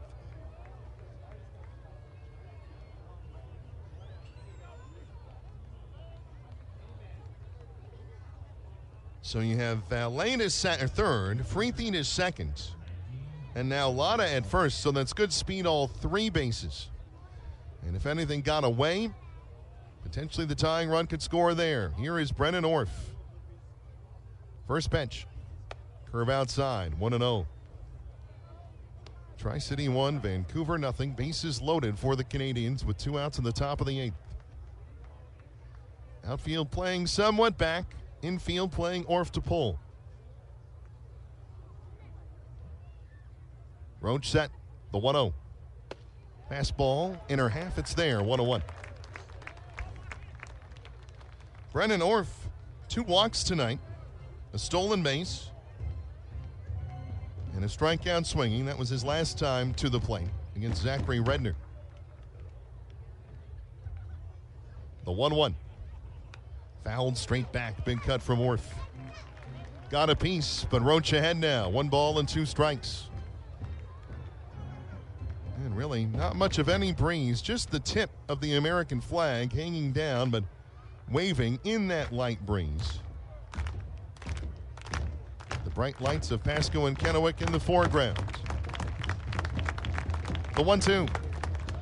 Orff fouls it away. Third base side over the netting. Still 1-2.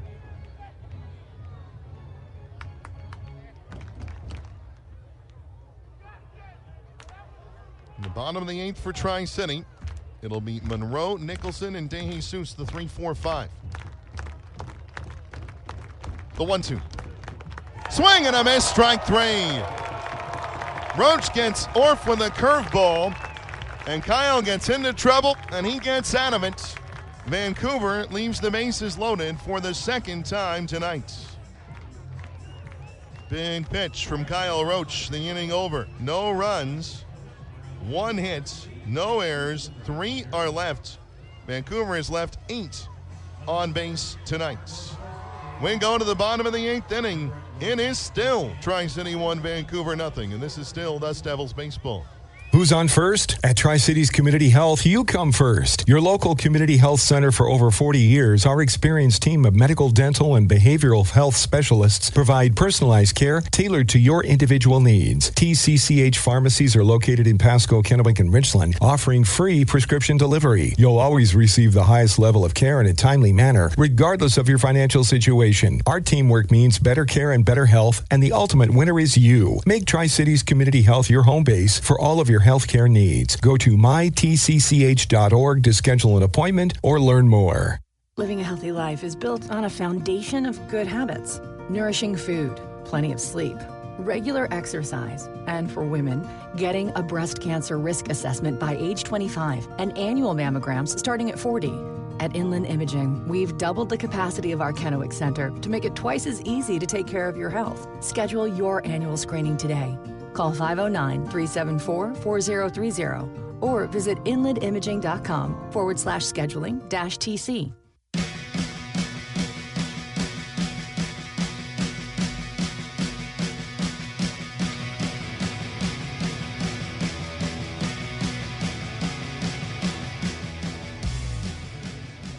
We move to the bottom of the 8th inning. The Tri-City Dust Devils 1, the Vancouver Canadians nothing. Kyle Roach getting out of a bases-loaded jam in the 8th. And Jake Monroe taking on Danny Thompson Jr., who is continuing on as the piggyback. After starter Daniel Getter went 4 1/3. He's gone the rest of the way, though there is action in the Canadians' bullpen. Second pitch to Monroe, pulled sharply foul. Up the third base side toward that Vancouver pen. And so the count even at a ball and a strike. Monroe doubled in his first at bat. 1-hop liner off the fence down the left field line. He has struck out looking and swinging since the pitch. Grounder pulled softly foul past Dan Billardello, who did not move, not even an inch, as it curled around him. A ball and 2 strikes. There is action in the Tri-City pen as well. A right-hander getting loose down there. The 1-2. Monroe, check swing and a breaking ball. Did he go? No, says the base umpire, Brady Parrish. Did look like Monroe was able to check the swing. 2 balls and 2 strikes. And the Dust Devils and the Canadians. Final game of the series tomorrow at 1:30. Pre-game at 1:10. The 2-2. Monroe swings and misses strike 3. Danny Thompson Jr. gets him with a slider. 1 out in the bottom of the 8th, and that'll bring Ryan Nicholson to the plate. He's 0 for 2 with a walk tonight. Dust Devils would love an insurance run, which again the man at the plate can accomplish with a single swing. First delivery. Swing and a miss, 0-1. So it goes over the top of a slider. We mentioned the Northwest League night done. Most of the Angels system done as well. The 0-1. It's low, a ball and a strike. Salt Lake and Sacramento end up splitting a doubleheader. Game lost due to weather on Thursday night in Salt Lake City. 5-4 in Game 1 to the Bees. 7-1 to the River Cats in Game 2. The 1-1. Nicholson takes a fastball high. 2 balls and a strike. Down in the Cal League, the Rancho Cucamonga Quakes now leading Inland Empire 12-4. Top of the 8th inning there as the Quakes looking for the sweep, the 2-1. Nicholson high in the air to right. I think the yard's going to hold it, though. Making his way back is Brennan Orff and a little shy of the warning track. He makes the catch for out number 2. Ryan just got a little underneath that one. Not far off of his first home run of the season. 2 up and 2 down, but apparently Danny Thompson Jr. has reached his pitch count. So Jose Mayorga is going to come take the ball from him. But another strong performance from the Canadians as Thompson Jr. will go. It'll end up 3 innings, 3 1/3, scoreless.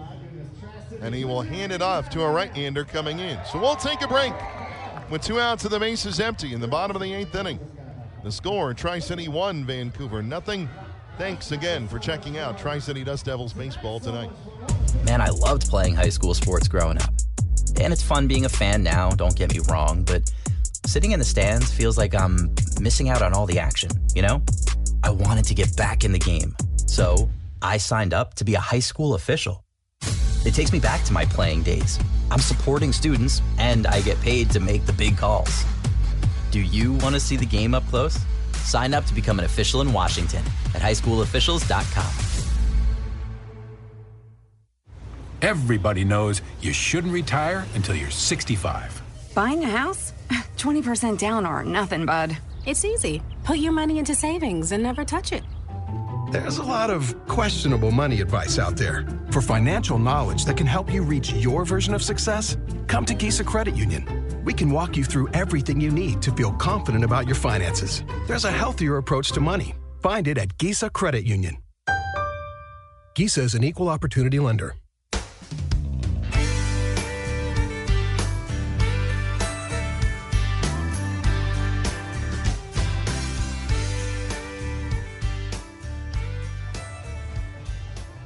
Right-hander Jonathan Todd takes over for the Vancouver Canadians. Guy spent a little bit of time in the Northwest League. Danny Thompson Jr., the man for whom Todd is taking over. 3 1/3, no runs, a hit, 1 walk, 5 strikeouts. Really good work from Thompson Jr. And Randy DeJesus taking off-speed pitch, missing inside from Todd. 1 ball and no strikes. For Thompson Jr., 56 pitches, 37 strikes. And I think doing basically what Jose Mayorga exactly had asked of it. The 1-0.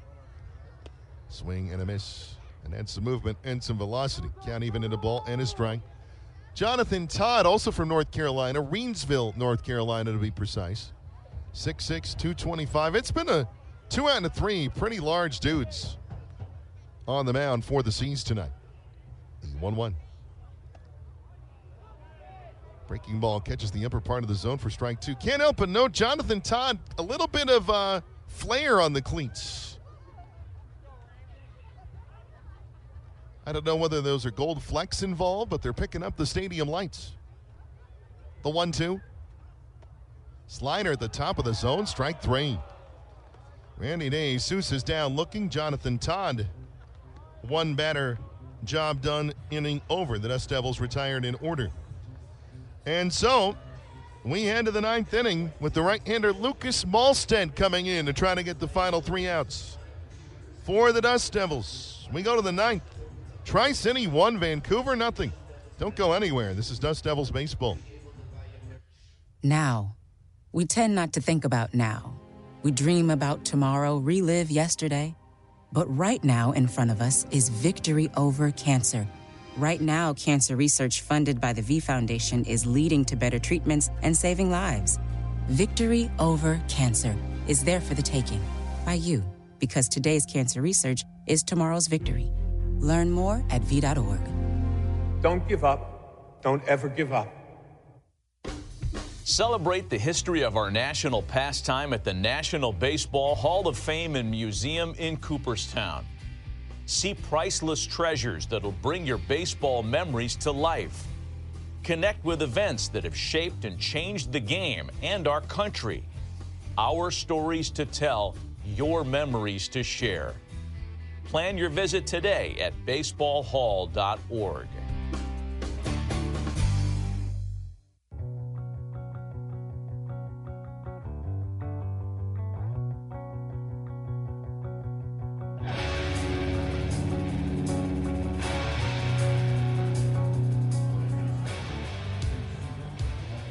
To the ninth inning now at Geisa Stadium. Tri-City 1, Vancouver nothing the score. And the side-winding righty Lucas Malstedt into the game for the Tri-City Dust Devils, making his professional debut, trying to grab the final 3 outs of this contest. As Tyler Bremner, his pro debut, 3 innings, scoreless. A combination of 4 pitchers so far scoreless for the Dust Devils. Malstedt trying to be the 5th and final to finish this 1-0 game. Lucas listed at 6'3", 180 pounds. And again, bit of a not quite submarine delivery, but certainly to the side. First man he faces in the pros, third baseman Kendry Chirinos. First pitch, slider, popped in the air. Right center field. Anthony School over. Randy De Jesus is as well. It is School to make the catch. Pretty efficient there from Malstedt. 1 pitch, 1 out to begin his pro career.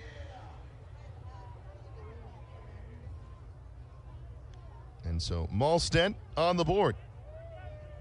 1-0 Dust Devils. Bases empty. Top of the 9th. And with 1 out, Hayden Gilliland, the catcher, steps in. First pitch to the lefty. Fastball, inner half, just missing. 1 ball and no strikes. Gilliland was the King Beverage beer batter tonight, struck out twice. So fans profiting at his expense. The 1-0 slider, really more a sweeper, whipping in for strike 1. Juan Flores, the man behind home plate, solo homer in the bottom of the 2nd inning. That has stood so far as the only run in the game. The 1-1. Another slider. Gilliland scoops it foul. Very close to Tyler Zickel over there. In the visiting radio booth to our left. He was completely unfazed. Did not even flinch an inch. We had one come in last year. The 1-2. Inside. Almost hit Gilliland. Fastball. 2 balls and 2 strikes. Lucas Malstedt, Malstedt, though the T is largely silent, it seems. Pitch collegially at Clemson. The 2-2. It just misses either low or outside. Awfully close. So the count full now to Gilliland. Vancouver in need of a base runner. Trailing 1-0 in the 9th. Malstedt ready, working the first base side of the rubber. The 3-2. Slider popped in the air, straight over us. Coming in toward the home plate beer stand. Look out there. By the time you heard that, it was probably too late. The count remains full at 3-2. Malstedt from Ormond Beach, Florida, was born in Miami. And Gilliland was not addressed to Malstedt in time, and he is out. Strike 3. A batter timer violation. What a strange way for Malstedt to pick up the 2nd out, though. The Dust Devils will take it. Vancouver now down to their last chance. Manny Beltre up. First pitch to the shortstop. A swing and a miss. 0-1. Beltre singled in the 3rd, was caught stealing. Hit a deep fly ball to left his last time up. The 0-1. Slider swinging a miss, strike 2, and the Canadians down to the last strike.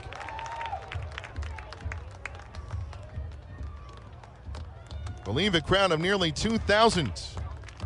Hoping to see the Dust Devils get it across the line. The 0-2. Slider fouled off the end of the bat. Beltre keeps it going for one more pitch.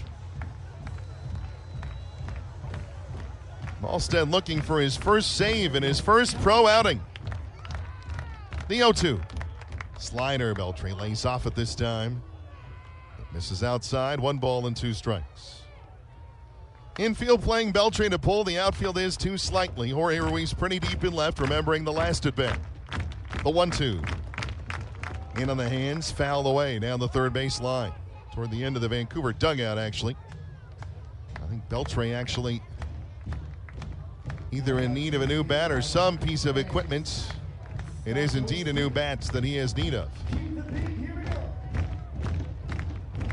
So he will look to get a little bit of stickiness on that handle.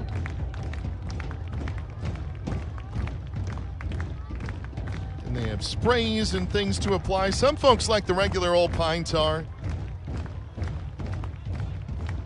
Beltray now with a new bat heading back to home plate. Maybe just trying to throw Lucas Malstedt's rhythm off a little bit, though he certainly was showing as though that bat had broken somehow. Again, 1-2 the count. 1-0 Dust Devils. 2 outs, top of the 9th inning. The pitch. Outside, fastball missing, 2 balls and 2 strikes. If Beltray reaches, the center fielder Matthew Valet would get an opportunity. He doubled his last time up and has 2 hits on the night. The 2-2. Sweeper missing outside, and Beltray works the count full. Things have certainly cooled off now with the skies dark here in the Mid-Columbia. Full count pitch now to Manny Beltray. Slider, swing and a miss, strike 3, game over. Lucas Malstedt in his first pro appearance.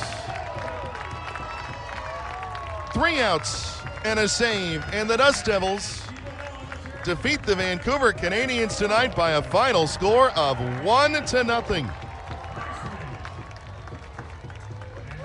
Tri-City 2-0. They win the series. An opportunity for a 3-game sweep of the Canadians comes on an Easter Sunday afternoon tomorrow here in Pasco. Post-game fireworks on the way. A crowd of nearly 2,000 saw this one.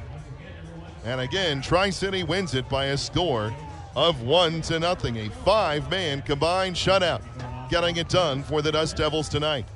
We will come back with a post-game show. We'll get you the final totals, recap the game, have a look at the scoreboards, and tomorrow too, as again the final this evening here in Pasco. Tri-City 1, Vancouver 0, and the post-game show is next. Everybody knows you shouldn't retire until you're 65. Buying a house? 20% down or nothing, bud. It's easy. Put your money into savings and never touch it. There's a lot of questionable money advice out there. For financial knowledge that can help you reach your version of success, come to Gisa Credit Union. We can walk you through everything you need to feel confident about your finances. There's a healthier approach to money. Find it at Gisa Credit Union. Gisa is an equal opportunity lender. Love watching the future of baseball? With the Bally Sports Live app, you can stream every minor league baseball game and follow baseball's top prospects anytime, anywhere. Experience minor league baseball like never before. Dive in with real-time enhanced stats, track your favorite players, and play bingo along with every pitch. And the best part? It's completely free.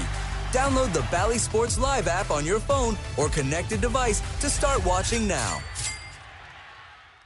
Living a healthy life is built on a foundation of good habits. Nourishing food, plenty of sleep, regular exercise, and for women, getting a breast cancer risk assessment by age 25 and annual mammograms starting at 40.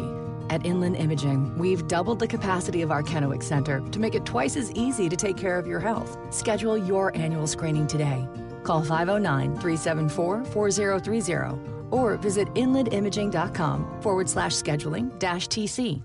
Who's on first? At Tri-Cities Community Health, you come first. Your local community health center for over 40 years, our experienced team of medical, dental, and behavioral health specialists provide personalized care tailored to your individual needs. TCCH pharmacies are located in Pasco, Kennewick, and Richland, offering free prescription delivery. You'll always receive the highest level of care in a timely manner, regardless of your financial situation. Our teamwork means better care and better health, and the ultimate winner is you. Make Tri-Cities Community Health your home base for all of your healthcare needs. Go to mytcch.org to schedule an appointment or learn more.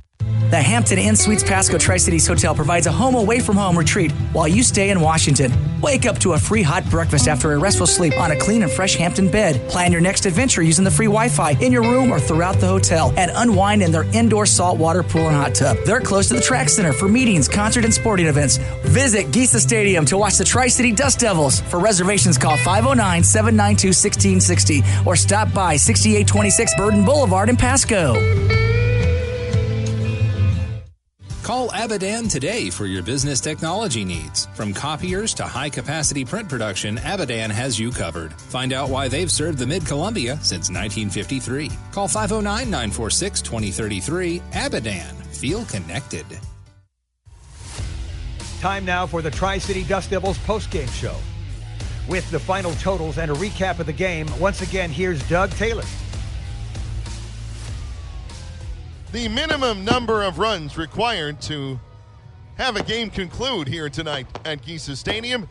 And it was Tri-City coming up with the only run of the game on a solo blast by Juan Flores in the bottom of the second inning, and it held up the rest of the way. A 5-man combined shutout, and Tri-City defeats Vancouver by a score of 1-0 tonight to clinch the series win and give themselves a chance at an opening series sweep here in 2026. Again, this is the postgame show. Thank you to the great Steve Shannon for voicing our billboards, if you will, pre and post. And time to give you the final totals for tonight's contests. For the Tri-City Dust Devils, 1 run, 5 hits, no errors, 7 runners left on base.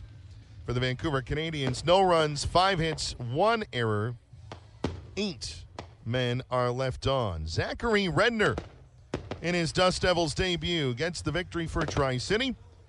2 innings of scoreless relief with 4 strikeouts, and he was the pitcher of record when the game became official. It doesn't always have to be the pitcher who gets the game to official status, but it most often is. And it certainly is Redner tonight.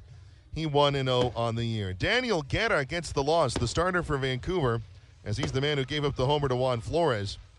That is what we call in this business a tough luck loss for a starting pitcher. As Guerra, 4 1/3, a run on 4 hits. He walked 1, struck out 6. 70 pitches, 41 strikes. Really pitched pretty well. But he left one for Juan Flores to send 409 feet over the wall in left. And so as a result, he gets the loss, falling to 0-1. Lucas Malstead in his professional debut gets the last 3 outs, 2 of them by strikeout. One of them a batter timer violation. The last one, the more traditional swinging strikeout. To end the game, he'll take it any way he can as he gets his first career save in his first ever professional appearance. As this game concluding in 2 hours and 32 minutes tonight. So it started at 6:33, ended at 9:05. And at first pitch, it was 66 degrees. The official attendance was 1,988 this evening. 1988 is the official attendance. In case you were wondering, Jane Kelly, our scorekeeper tonight. And thus the scorecard is filled in. Tri-City defeats Vancouver 1-0 tonight. We'll take one last break. When we come back, it'll be a quick recap, a look at the scoreboards, and a tee-up of tomorrow afternoon's Easter with the Dust Devils. That on the way as the Dust Devils postgame show continues right after this. No matter your industry, old or new, Crown Paper and Janitorial is proud to support the community. With our expertise, we can help provide a clean, safe, and healthy environment.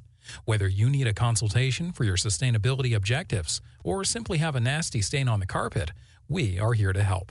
To contact us or to learn more, visit crown.walterenelson.com.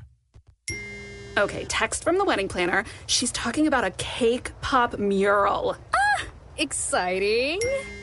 Ooh, it's $8,000. Oh. I don't know, we're trying to save for a house. Well, you only get married once. Or twice. 3 times tops. There's a lot of bad money advice out there. For knowledge you can trust, come to Giesa Credit Union. Whether it's saving for the wedding or everything that comes after, we can help get you where you want to be. Find a healthier approach to money at Giesa. Most women will never experience breast cancer. But for the 1 in 8 who does, early detection can mean the difference between life and death. Catching cancer early means more options while the disease is easier to treat and cure. If you're a woman over 40, you can schedule your annual exam yourself. It's easy.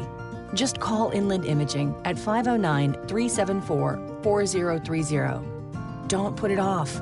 Call to schedule your screening mammogram today. We take a lot of pride in the success of our Tri-City Dust Devils, just like the folks at CO Energy, an independent franchise of Pacific Pride. With quality gasoline, non-ethanol premium, and diesel fuel, Pacific Pride's 24-hour fully automated fueling stations are modern, clean, and well-lit, and the frequent fueler's special access card provides security, control, and itemized billing. No lost receipts, no unauthorized purchases, no guesswork. Just hundreds of convenient Pacific Pride sites throughout the U.S.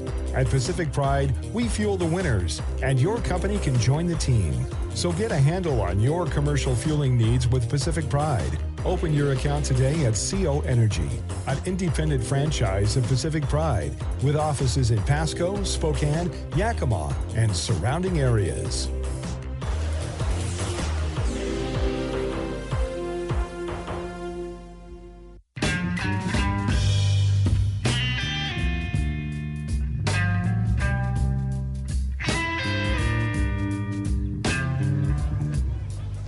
Once more, happy blues tonight for the Tri-City Dust Devils, who defeat the Vancouver Canadians 1-0 to clinch a series win to open the 2026 season. Dan Bilardello's Dust Devils will go for the sweep coming up tomorrow afternoon on an Easter Sunday here at Giesa Stadium. This is a pretty quick recap. The lone run of this game happens in the bottom of the second inning. Juan Flores, the second batter of the frame, takes Daniel Guerra deep and high over the wall and left. It went over the old wall and looked like it hit the opposite side of the second shed roof, second shed roof closest to the scoreboard. It was a no-doubter, and that was the only run of this game. Tri-City had a couple other threats. Vancouver loaded the bases twice in this game, but ultimately the Dust Devils able to work out of those situations. Tyler Bremner in his pro debut, outstanding. 3 innings, no runs a hit, 1 walk, 6 strikeouts, 49 pitches, 30 strikes. He was as advertised, and I'm sure happy with his debut. Alex Martinez in the 4th inning. That was one of the bases loaded situations. He gives up a hint. He walks 2, but he strikes out 3, and no one comes across. Then in the 5th and 6th innings, it was Zachary Redner. Again, he got the win. 2 innings, no runs, 2 hits, no walks, 4 strikeouts for Redner. That included a strikeout of his former high school teammate, Arjun Namala. Kyle Roach with 2 scoreless innings. He had a little stress as well, but it ends up 2 innings, no runs, 2 hits, no walks, 4 strikeouts. And Lucas Malstedt with a 1-2-3 ninth, 2 strikeouts. So doing the math, that is 19 strikeouts tonight for Vancouver batters. That might trigger a search into the record books this evening. Oh, hold on. Let me do my math right. That's not right. 6, 9, 13. Yeah, I wrote down something wrong. It's 17 tonight. Can you ever trust the scorekeeping broadcaster? You should be able to. 17, the strikeout total tonight. That's still an awful lot for Dust Devils pitching. And again, they win 1-0. They're 2-0 on the year. Worst they'll be is 2-1. They'll try to get to 3-0 tomorrow and sweep the Canadians. That would be the first time in a while that Tri-City would have done such a thing. Very quickly, the Northwest League scoreboard on this Saturday. Eugene Downing Hillsborough 10-4. So it is the Dust Devils and the Emeralds at the top of the Northwest League standings. Meanwhile, Everett and Spokane both 1-1 after Everett downed the Indians 3-2 tonight. Unfortunately for Vancouver, they shuttled down to 0-2. They and Hillsborough tied for 5th as it stands very, very early on in the Northwest League first half standings. Again, the schedule, 132 games played in 2 halves, 66 each. And we are 1/33rd of the way, 3.33%.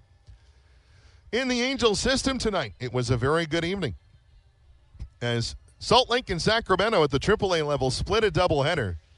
Salt Lake 5-4 in Game 1, Sacramento 7-1 in Game 2. Meanwhile, at Double-A, Rocket City, a winner, 9-4 over Biloxi this evening. Single-A, Rancho Cucamonga, they're in the top of the ninth. They lead Inland Empire 12-6. So an opportunity for the Angels minor league system to go 4 for 5 tonight if Rancho can get that across the line. And if you want to throw the major leagues in there, it would be 5 for 6 as the Los Angeles Angels shut out the Seattle Mariners 1-0. Zach Neto, solo homer, first inning. And that's the only run of that game as Jack Ahanowitz goes 5 2/3 scoreless to get the win. He 1-0 on the year. A great night to be a Halo here on this Saturday. And again, if the Quakes get it across the line, 5 for 6, the Angels would be on the Saturday. Usually we mention the scores of note and the potential pitchers of note. As having a look at things, Trevor McGill for the Brewers, his second save. As Milwaukee defeating Kansas City 5-2 in the first game of a doubleheader. Quickly paging through, Adrian Morejon getting the win as the Padres defeat the Red Sox 3-2 in Boston. David Bednar, Dust Devil alum, his fourth save. As the Yankees defeat the Marlins 9-7 in the Bronx today. And that looks to be it for Dust Devil alums involved in pitching decisions today. And so with that, we'll turn you to tomorrow. Again, Tri-City going for the sweep. Vancouver looking to salvage a game of the 3-game set. Pre-game show will begin at 1:10 where you're listening to this. It'll be Jefferson Vargas for Tri-City, Colby Holcomb for Vancouver. We hope you'll join us for that one, and thank you for joining us tonight. The final score at Kisa Stadium, Tri-City 1, Vancouver 0. Until tomorrow afternoon, this has been Dust Devils Baseball. Good night from Pasco, Kennewick, and Richland. Thanks for listening to Tri-City Dust Devils Baseball. For the latest news, schedule updates, and ticket information, go to our website at dustdevilsbaseball.com and follow our Facebook, Instagram, and Twitter page. Thanks again for listening, and be sure to join us next time for fun and fast-paced Dust Devils action.